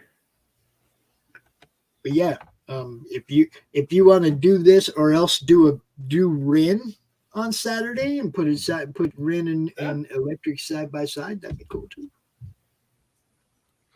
Suggestions. I won't say no. Well,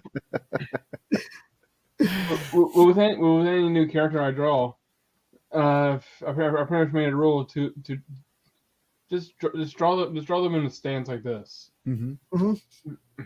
Because if you try to draw them in a pose like this or like this, you're gonna screw up. Nice. Dude, those won't look good. What do you mean you're gonna It's gonna look up? What are you talking about? That's ridiculous. You're gonna do whatever fine. your inspiration calls upon you to do, brother. Here's the thing. That's not my first time drawing those characters there. This is my first time drawing this character. And she's looking good, bro. She's looking great. No doubt. For everybody who, like I said, doesn't know, Stephen B, Saturday night, right here on the network. And on his own channel, Bold Cat Studios. You can go over there and subscribe to him over there, too. He could use the bump on YouTube, no doubt. Tanner, my dude, co-host on Doc's Coffee Shop every Wednesday morning, creator, publisher in his own right. You guys know what's up. We try to bring you the best people we can find, yo. That's what we do. If you check us out later tonight, we got Romo, The Adventures of Matt and Romo. They're going to be talking about Spider-Man and his many incantations, infestations. I don't know how you want to describe it anymore, but it's a spider. We're going to tell you. And at 8 o'clock, we have a very special Madness edition.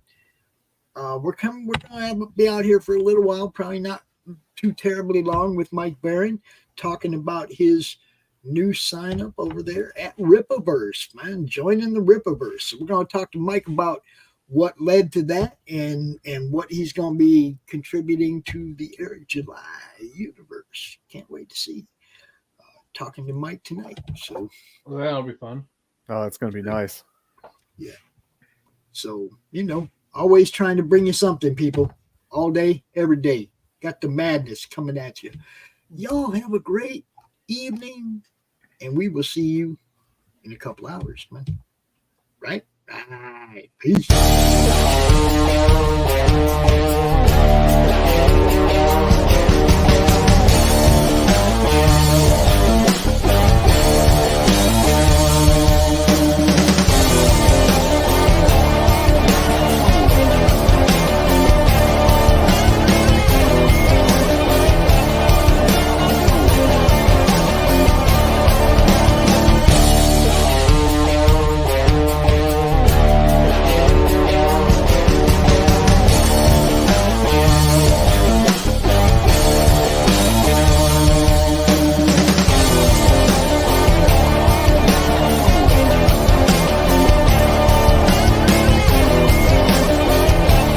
Madness Entertainment Group presents the Madness Comic Network with original programming and additional comic-related content.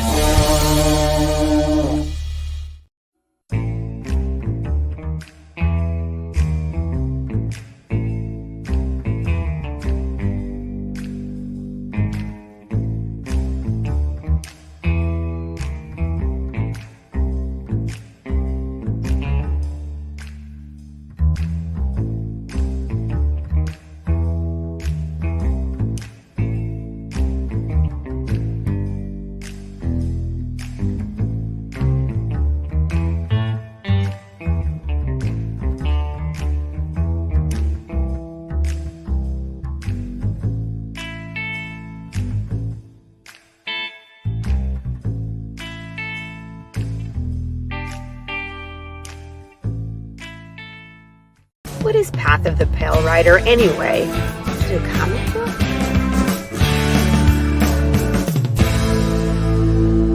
No, that's not it.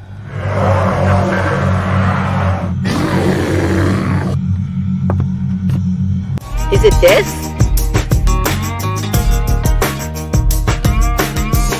What the heck is Path of the Pale Rider, man? There's no way this is right.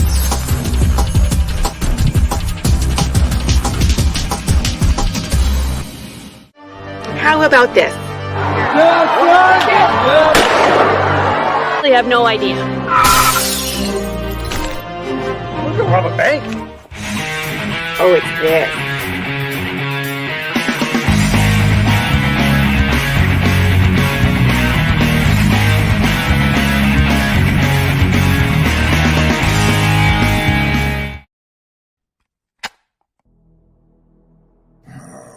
I told that moron not to take out my Tchaikovsky tape. No matter, let's get started.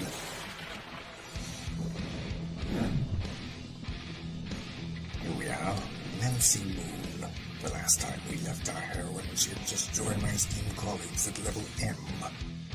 And the soldier who cannot stop talking, a magician with money issues, and a vampire with a checkered past. But there are other teammates she's yet to meet.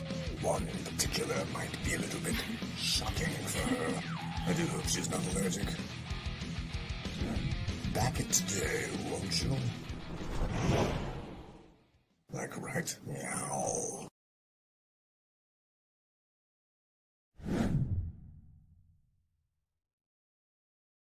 Comic Books for Kids provides comic books to kids in hospitals and cancer centers across the U.S. It's a place where we can all work together to make sure every child has a comic book. 100% of all proceeds go towards the kids. It's about making a difference, and while they're in the hospital, allowing them to fly like a superhero, battle dragons, or rescue teddy bears. We are in every state in the country and now support over 160 hospitals. Every month, we add more. Visit cb4k.org.